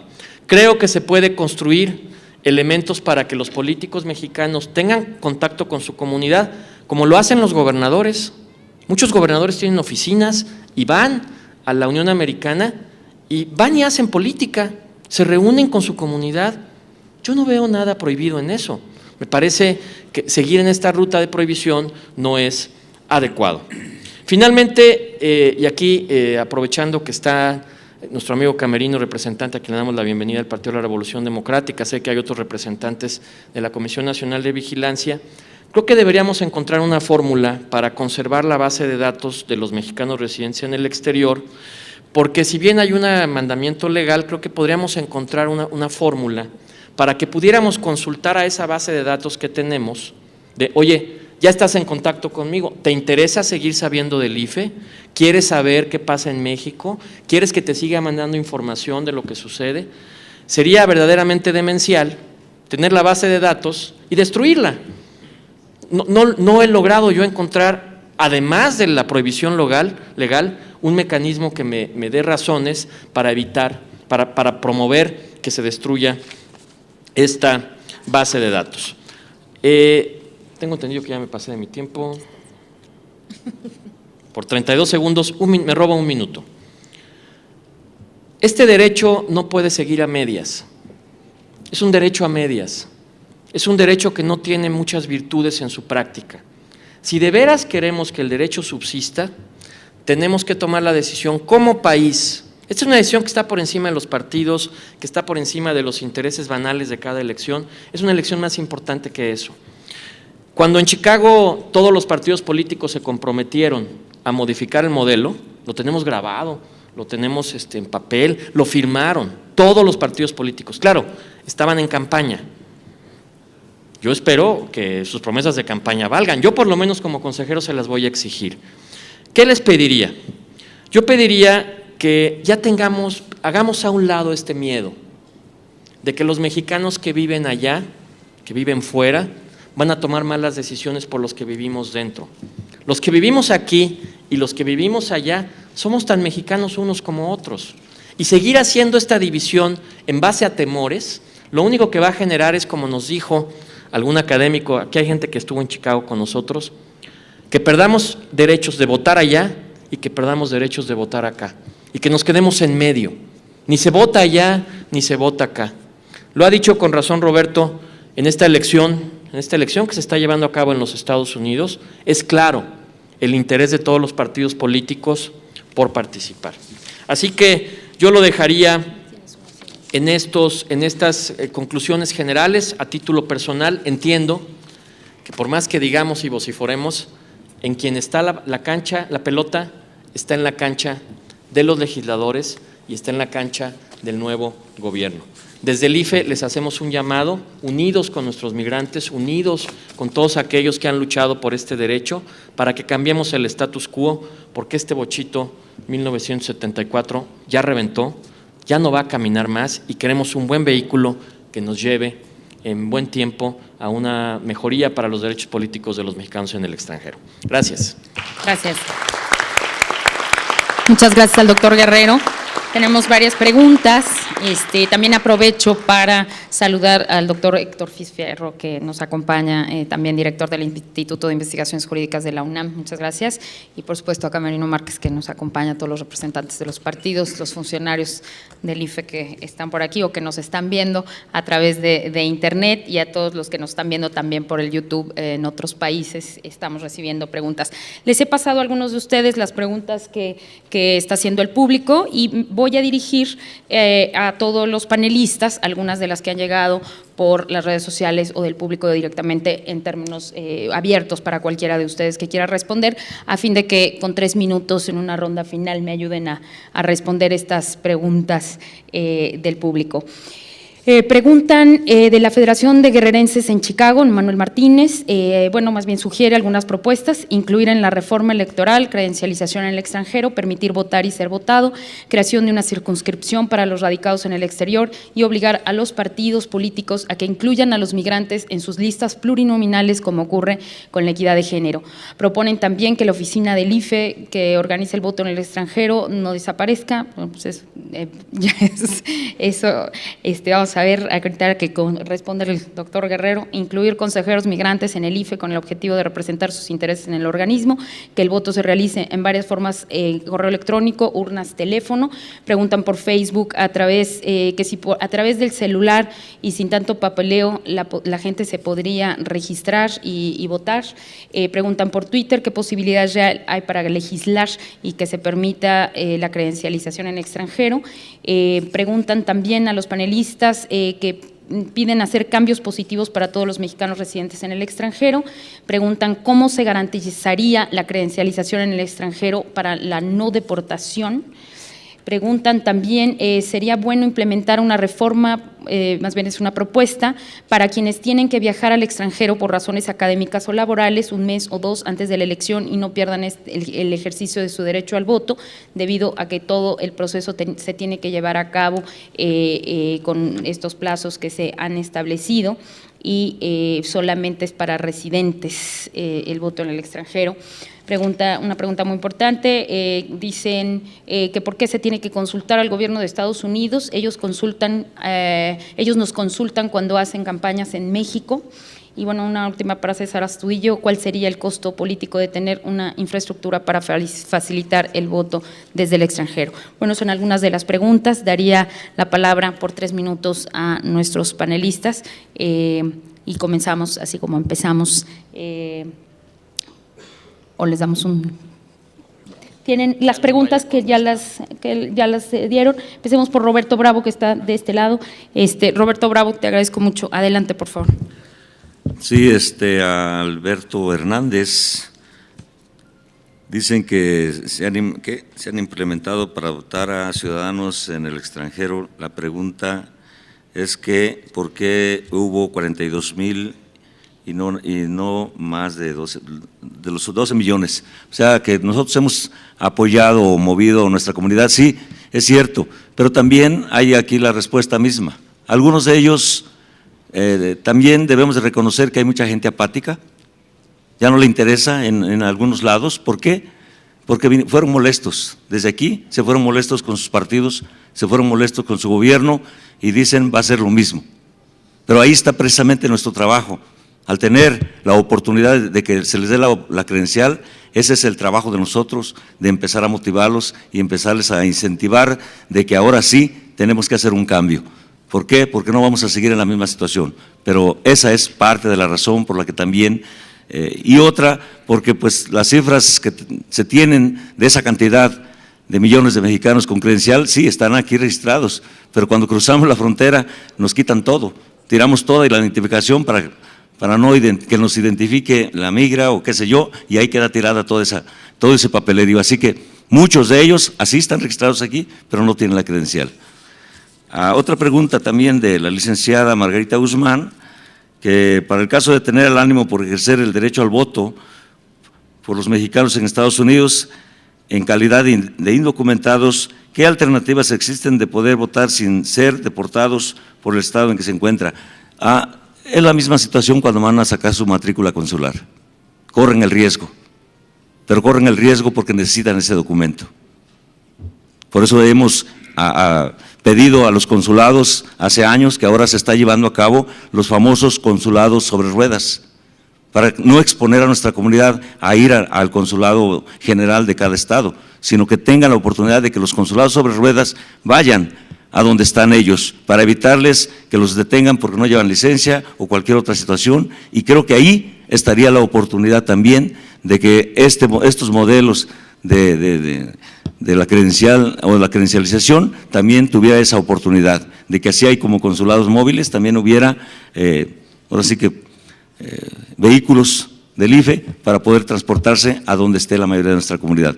Pero no cambia nada, seguimos en la misma situación. Nos puede detener inmigración en nuestro trabajo, caminando en la calle, llevando a nuestros hijos a la escuela en cualquier momento.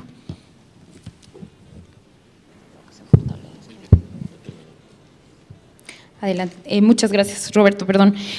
Vamos a pasar a dar la palabra a César Astudillo, por favor. Adelante, César. Muchas gracias. Agradezco las preguntas. Se me dice en primer lugar si existe certeza en el voto electrónico. Desde mi punto de vista, sí. Y la reciente experiencia del Distrito Federal, y también hay que decirlo, Chiapas también votó bajo esta modalidad de voto electrónico. Son dos experiencias que inyectan algo fundamental en el régimen electoral de nuestro país, que es la confianza. Es un sistema, y esto se ha repetido hasta la saciedad, fundado en una profunda desconfianza. Entonces, que estas dos experiencias se hayan realizado y hayan tenido, al menos por lo que a esto refiere, resultados favorables y exitosos, me parece que abona mucho en esta confiabilidad, y además porque detrás del voto electrónico hay toda hay todo un procedimiento en donde de implementarse tendrían participación nuevamente los partidos políticos. Y qué más confiabilidad decir que hoy en día las plataformas tecnológicas permiten que de un momento a otro se transfieran grandes cantidades de recursos en todo el mundo, que lo hacen con alto grado de seguridad, y esa es una muestra de que el voto electrónico también tiene una fiabilidad muy importante. La segunda tiene que ver justamente con lo que le preguntaban a Roberto, con lo que Roberto hacía referencia, de considerar otras prácticas extremas para eliminar la migración ilegal, si no sería mejor flexibilizar alguna de las modalidades de la credencialización. Yo creo que un paso muy significativo sería que se permitiera al IFE utilizar esta infraestructura del Estado mexicano en el exterior para iniciar este proceso de credencialización, y consecuentemente también pensar cuáles serían esas modalidades para flexibilizar. Digamos que aquí me dicen que si al punto de realizarla vía internet, no sé si en esta primera fase podríamos llegar a eso, pero sí sería un avance muy importante garantizar que personal del instituto pudiera estar presente en las embajadas, en los consulados, para realizar estos trámites. La tercera pregunta tiene que ver con esta prohibición de hacer campañas en el extranjero. Me parece que también esto es una muestra de los ejemplos que yo di de cómo el modelo es rígido y toma opciones únicas. Se dijo, a ver, ¿de qué forma le hacemos llegar información al ciudadano? La respuesta del modelo fue de ninguna forma. Y en eso sí creo que hay una situación de desigualdad en el tratamiento de los mexicanos que estamos aquí, que votamos aquí, respecto a los mexicanos que están fuera. Porque cualquier proceso político tiene como uno de sus elementos fundamentales la comunicación política entre los partidos políticos y los candidatos y los ciudadanos. Si esa comunicación no existe, pues entonces estamos promoviendo un voto a ciegas, un voto no informado, un voto no razonado. Esta es una de las piezas también negativas del modelo, y en consecuencia, si estamos viendo hacia un nuevo modelo, debería ser forzosamente un modelo también que posibilite que se puedan realizar, actos de campaña y actos de allegar información electoral a los mexicanos en el extranjero. Y finalmente una que llega por Twitter que dice, ¿cuál sería el costo político de tener una infraestructura para facilitar el voto desde el extranjero? Hay que decir, bueno, la infraestructura ya está. Lo que sí podríamos, sí podríamos hablar de costo político, y ahí ya me pongo no en mi faceta tanto de académico, sino de ciudadano, de justamente identificar quiénes son las fuerzas políticas que se benefician de obstaculizar el ejercicio de estos derechos políticos con mayor plenitud, y ahí sí tratar de endilgarles un costo político a través de manifestaciones de rechazo cuando se presenten a las elecciones, por justamente no tener esa apertura. Esa me parece que sería una buena oportunidad. Siempre las elecciones son los momentos idóneos para manifestar adhesiones a un proyecto político o para también manifestar rechazo a ciertas decisiones o a ciertos proyectos políticos. Eso sería todo. Muchas gracias. Muchas gracias, César. Vamos a dar la palabra al maestro Rodrigo Morales Manzanares. Adelante, por favor. Gracias. A ver, yo quisiera insistir en el asunto de la credencialización o de la introducción de la cédula. Y partiría de otra cosa que me parece que es, así como el modelo nos demostró que el perfil de votante no es igual al perfil de migrantes, otro de los mitos es que los niveles de participación lo que denotan es una falta de interés. Quienes hemos estado en este asunto del voto en el extranjero sabemos que esto no es así. Es decir, que el interés es, por supuesto, mucho mayor que las posibilidades reales de las comunidades de poder acceder y de poder participar. Sí creo que una discusión fundamental que debiera empezarse a dar, ya sea al interior de la Comisión Nacional de Vigilancia o en el Congreso respecto de la cédula de identidad ciudadana, es qué características debiera tener, por ejemplo, si nos vamos por el lado del IFE, las credenciales emitidas en el extranjero. ¿Necesitan tener dirección o no? ¿Qué tipo de datos, qué tipo de vínculos con la base central del padrón de mexicanos residentes en territorio nacional debiera haber para evitar doble voto? En fin, me parece que hay salidas técnicas que por supuesto es un asunto que habrá que explorar, pero habrá que explorar ya para que empezarle a dar carnita, digamos, a la idea de qué quiere decir o qué querría decir credencializar en el extranjero. Y la otra patita del asunto es si vamos a transitar hacia la cédula y vamos a hacer un tránsito, digamos, ordenado en términos del derecho a la identidad que eventualmente se pueda obtener vía la cédula, y de un tránsito ordenado entre la credencial del IFE y la nueva cédula que eventualmente se pueda expedir, también habrá que pensar qué características técnicas debiera tener la cédula de confiabilidad, de evitar dobles votos, etcétera, etcétera, y garantizar, por supuesto, el derecho a la identidad. Insisto que solamente en la medida en que podamos ampliar la base electoral, la base, digamos, registral, podemos aspirar a cambiar el bochito que decía Paco. Y reitero, las modalidades yo me inclinaría por dejarlas mixtas. Creo que son realidades distintas en cada comunidad y creo que el IFE debiera tener la atribución y la capacidad de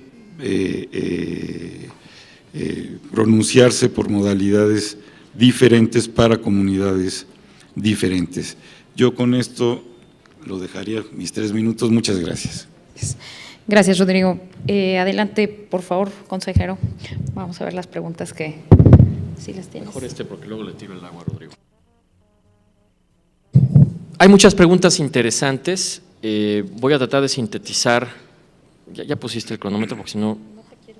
bueno, ok, gracias. Primero, me hacen varias preguntas en torno a un tema recurrente, que es esta decisión de si solamente se mantiene la votación para presidente de la República o se incorporan mecanismos de representación adicionales, es decir, listas, la famosa sexta circunscripción, que esa es una discusión muy vieja, se ha puesto sobre la mesa hace mucho tiempo, la posibilidad de diputados migrantes, y esto también se asocia a lo que serían los mecanismos de representación en el Instituto Federal Electoral. Yo en lo particular siempre he pensado que deberíamos de explorar la posibilidad de la elección de mexicanos que vivan en el extranjero que residan en sus propias comunidades. Es decir, a mí me parecería interesante, lo digo como una idea, por la experiencia que he tenido con comunidades muy grandes como la de Chicago, como la de Los Ángeles, como la de Houston, Dallas, otras ciudades, que la propia representación se diera in situ. Es decir, no solamente alguien que venga a representar acá, por supuesto ese diputado tendría que venir a representar, como sucede con los diputados de ultramar, que ustedes seguramente han escuchado en otros contextos internacionales. Es decir, que la campaña y las propias candidaturas salieran de la comunidad y ese representante, un representante de Chicago, un representante de Los Ángeles, pudiera ser representante de esa comunidad, que es un núcleo importante, que pudiera venir a México a representarlo. Es decir, no solamente alguien que viva aquí que represente a los que están allá. Eso es algo que hay que revisar. Al final del día hay muchas decenas de iniciativas en el Congreso que duermen el sueño de los justos desde hace mucho tiempo. Yo tengo confianza en que la presencia en este foro, estuvo la senadora Cristina Díaz, estuvo también una senadora del Partido Acción Nacional, sé que vino también el coordinador de los senadores del Partido de la Revolución Democrática, nos habla de que hay que revisar estas iniciativas, pero yo en lo particular creo que sí sería sano y sensato tener un mecanismo de representación de la comunidad. ¿Cómo? Eso es lo que hay que revisar. Segundo, me preguntan, y esta es una pregunta que además en las comunidades de migrantes, sobre todo en los Estados Unidos, es muy recurrente, pero es que si se vienen a sacar su credencial los va a agarrar la migra, o gracias a que tienen esa credencial la migra los va a perseguir. A ver, la migra persigue a nuestros migrantes con eso y sin eso, y nuestros migrantes se saben cuidar, algunos no lo logran, pero de que se saben cuidar porque son sobrevivientes de circunstancias muy complejas. Yo creo lo contrario, lo decía Roberto y yo estoy de acuerdo con él. El que otorguemos un mecanismo de identidad genera seguridad jurídica para el migrante y genera seguridad jurídica para quien eventualmente está indocumentado. Y ahí lo llevaría a otro asunto. Me preguntan también por aquí que qué pasaría, que cómo podríamos prácticamente lograr el proceso de credencialización. Tuvimos una experiencia que fue muy valiosa, que fue el de tener representantes del IFE contratados. Los tuvimos que contratar a través de una empresa privada, porque los requisitos legales para llevarlos de México a Estados Unidos en particular eran enormes, el costo se triplicaba, pero logramos algo interesante, que mexicanos que conocían su comunidad, hay casos maravillosos en Los Ángeles particularmente, gentes muy entregadas a su trabajo, lograron orientar a la comunidad y establecieron lo que para mí será el embrión de lo que será en algún momento la representación del IFE en el exterior. ¿Yo por qué me pronuncio en ese sentido? Yo creo que esa representación del IFE en el exterior debería ser de los propios migrantes. Es decir, no me imagino que nosotros saquemos a alguien de México, lo traslademos hacia allá, cuando hay millones de mexicanos que ya viven allá y que pueden hacer el servicio a su comunidad, además de que sería algo muy positivo. Yo creo que eso sería otra cuestión interesante. Me hicieron otra pregunta que también tiene mucha jiribilla que hace el doctor Durán, que me parece que es interesante e inteligente. Conste que yo no dije que tendríamos que consultar necesariamente al gobierno de los Estados Unidos. Dije que alguien en las mesas dijo que en su labor de gobierno había ido a consultar al gobierno de los Estados Unidos. Y dice Jorge Durán, y su pregunta me parece que es importante, ¿por qué hay que consultar al gobierno de Estados Unidos? Y él hace una segunda pregunta. ¿Ellos consultan cuando se hace campaña en México? Entonces, esta es una pregunta bien interesante para el nuevo gobierno, que tendrá que hacer las consultas correspondientes. Recuerden que el IFE, al final del día, es un órgano que administra, es un órgano administrativo, esa es la naturaleza del instituto. Sí creo que la buena política indicaría que tendrá que haber intercambios, como sucede en la diplomacia y en las relaciones internacionales, pero me parece que es una pregunta que podría ser interesante. Concluyo. En torno al abstencionismo de los mexicanos que viven en el extranjero, yo les podría certificar y casi firmar que la gente no vota en mayores volúmenes porque no puede, no porque no quiera. Eso es una mentira que se ha venido reproduciendo y que es falsa. Y voy a decir por qué es falsa. En todos los contactos que tuvimos con miles de personas de la comunidad, si a la gente se le dieran condiciones y se le dijera, como se le dice al mexicano que vive en territorio mexicano, el 1 de julio va a haber elecciones, y razonablemente se le acredita a través de un documento de identidad y se le dice cuál es el mecanismo, la gente iría a votar. Pero ustedes voten con un mecanismo que te obliga a registrarte en enero cuando votas en julio, que te obliga a tener 3 intercambios de documentos, que no te permite que tus candidatos vengan a plantearte sus puntos de vista y luego pídele a la gente que vote. Yo diría que esos 40,000 mexicanos que votaron, pues primero son de una persistencia a prueba virtualmente de cualquier modelo. O sea, si se había inventado un modelo burocrático complejo, pues este voto que se hizo, para mí, es un voto quizá de los más patrióticos. Y no me refiero solo a los que viven en los Estados Unidos, me refiero a cómo creció, revisen las cifras, vean cómo creció nuestro voto en España, vean cómo creció nuestro voto en Francia, vean cómo creció nuestro voto en Canadá. Hubo países donde no había mexicanos y ahora la presencia de mexicanos es muy amplia. Así que ese mito de que al mexicano no le interesa, alguien dijo por ahí que los ilegales no votan, pues creo que conoce muy poco de lo que es la realidad mexicana en el exterior. Al contrario, los mexicanos quisieran votar, pero no les damos las condiciones porque el derecho es un derecho a medias. Y en ese sentido, pues creo que podemos poner las manos a la obra para resolver este asunto y ahora sí, nadie podrá decir que lo estamos haciendo al 11:45. Faltan 6 largos años para que venga la próxima elección, no menos de 6 años. Yo creo que ya el tema está sobre la mesa y ahora hay que estar presionando al Congreso, al Poder Ejecutivo, a efecto de que nos dé una solución, porque ustedes imaginen que tuviéramos un foro igual en el año 2018. Sería verdaderamente demencial, no, sería imperdonable como país que siguiéramos en esa ruta. Yo estoy convencido que eso no va a suceder. No he escuchado aquí a nadie que venga a decir mantengamos el modelo porque es muy buen modelo. No creo que eso no sucede. Gracias, Francisco. Vamos a dar la palabra a Fernando. ¿Tienes una pregunta, creo, por ahí? ¿O no?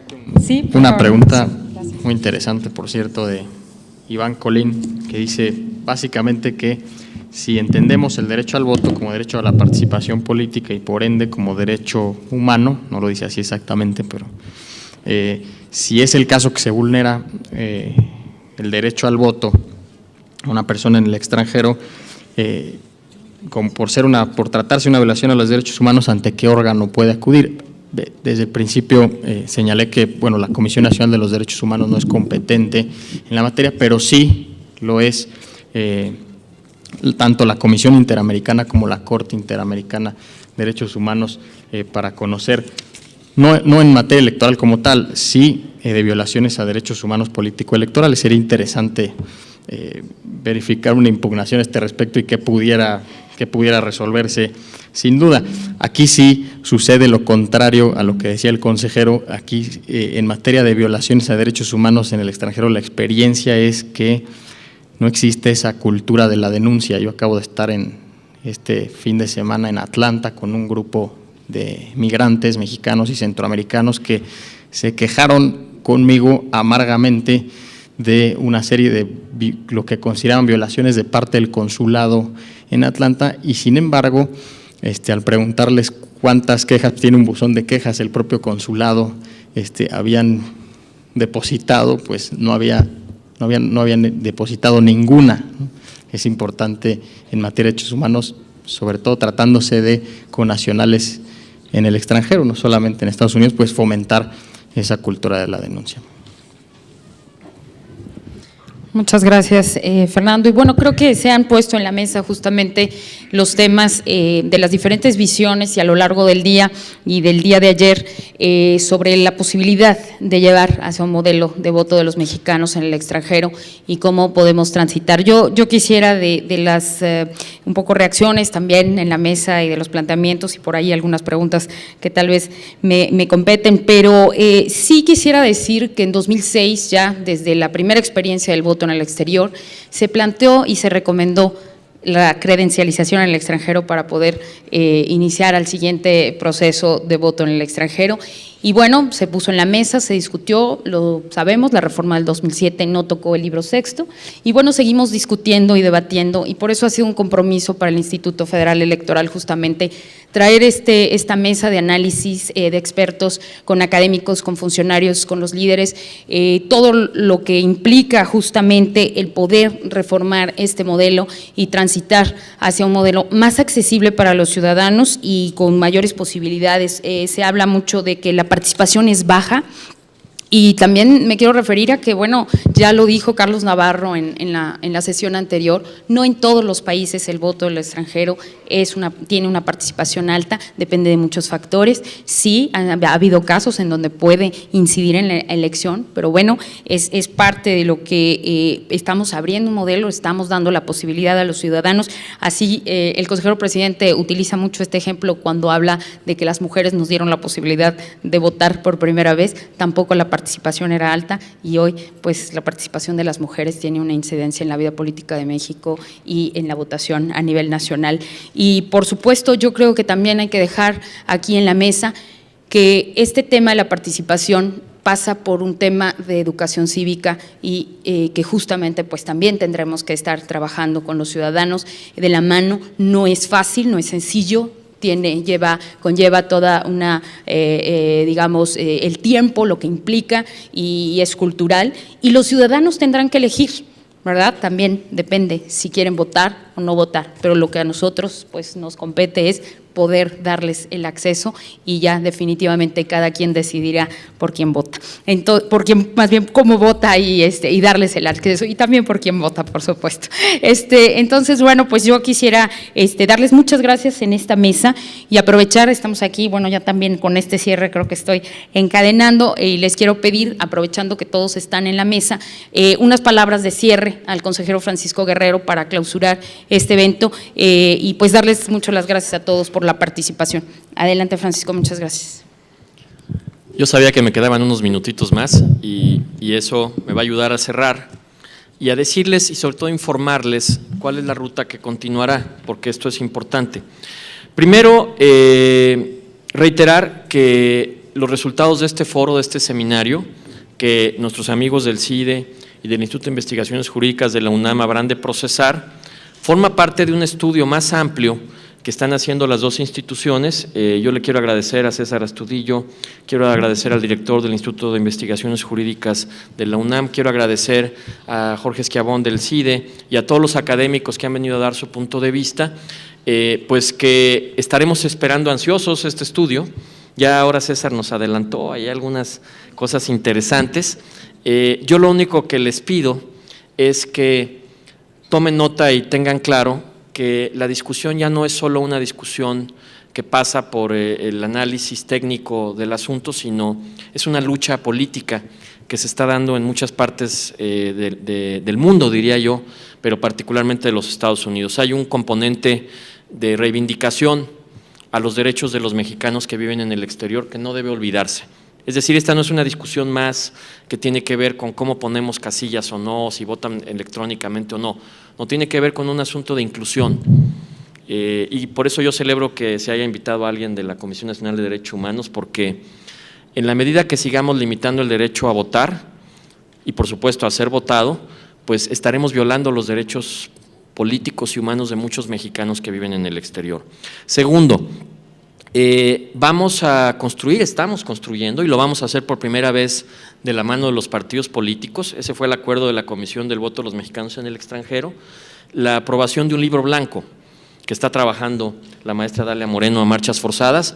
Este libro blanco lo que va a poner sobre la mesa es cuál fue la experiencia que vivió el IFE, que es el órgano administrador de esta elección, qué fue lo que vivimos y obviamente también qué fue lo que vivieron quienes participaron en este proceso. Este libro blanco será en su momento puesto sobre la mesa del Consejo General, es un compromiso que ya hemos hecho los consejeros y yo estoy seguro que tanto el estudio como el estudio que presentará el CIDE y la UNAM, como este libro blanco, serán insumos muy importantes para los legisladores. Y un Tercer elemento que me parece que es muy relevante.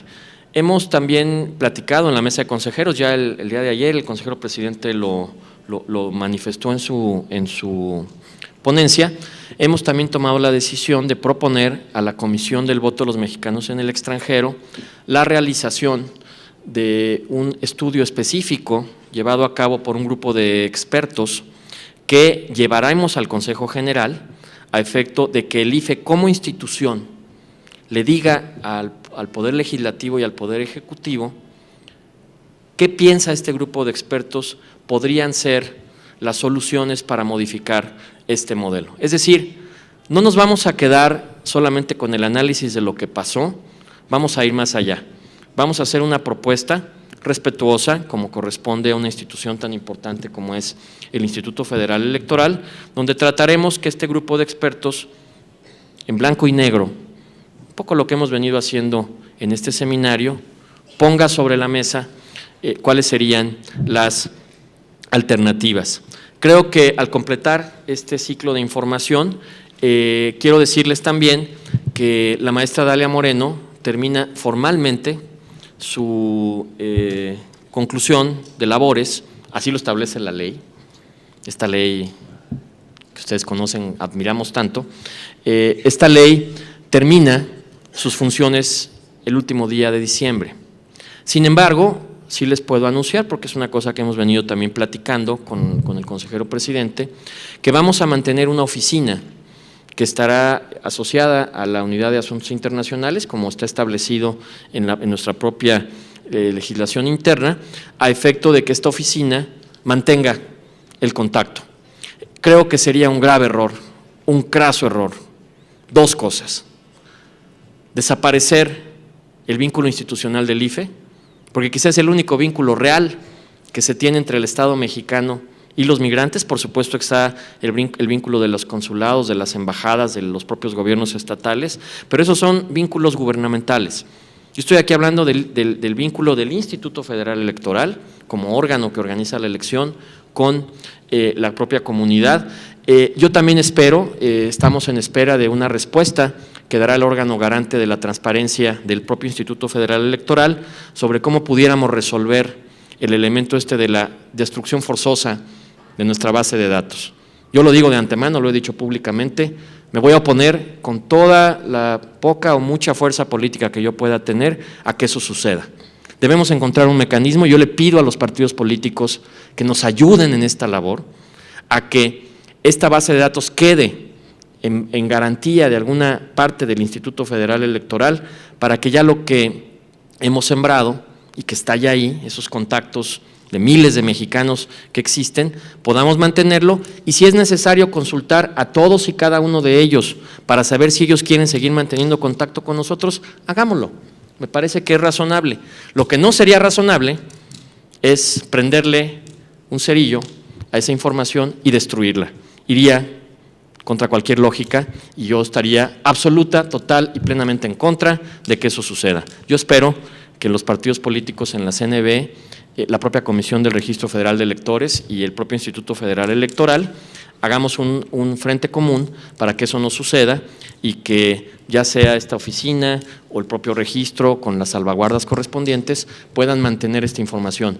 No dejo de lado que hay un mandamiento legal, no estoy ignorando, lo mencionaba Rodrigo.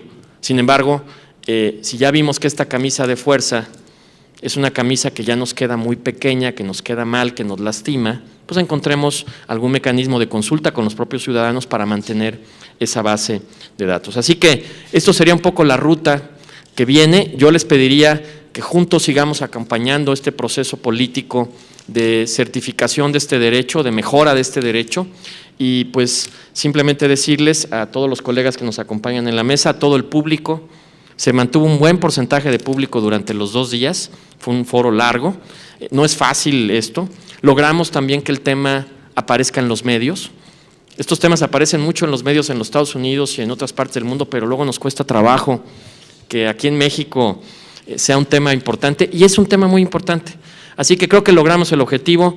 Finalmente concluyo felicitando y reconociendo, como siempre, el trabajo que hace mi amiga Dalia Moreno, que ha dedicado muchos meses, años de su vida a este proyecto y que queremos que siga cerca de nosotros porque ella es garantía de continuidad en lo que es este modelo. Muchas gracias, que tengan muy buenas tardes.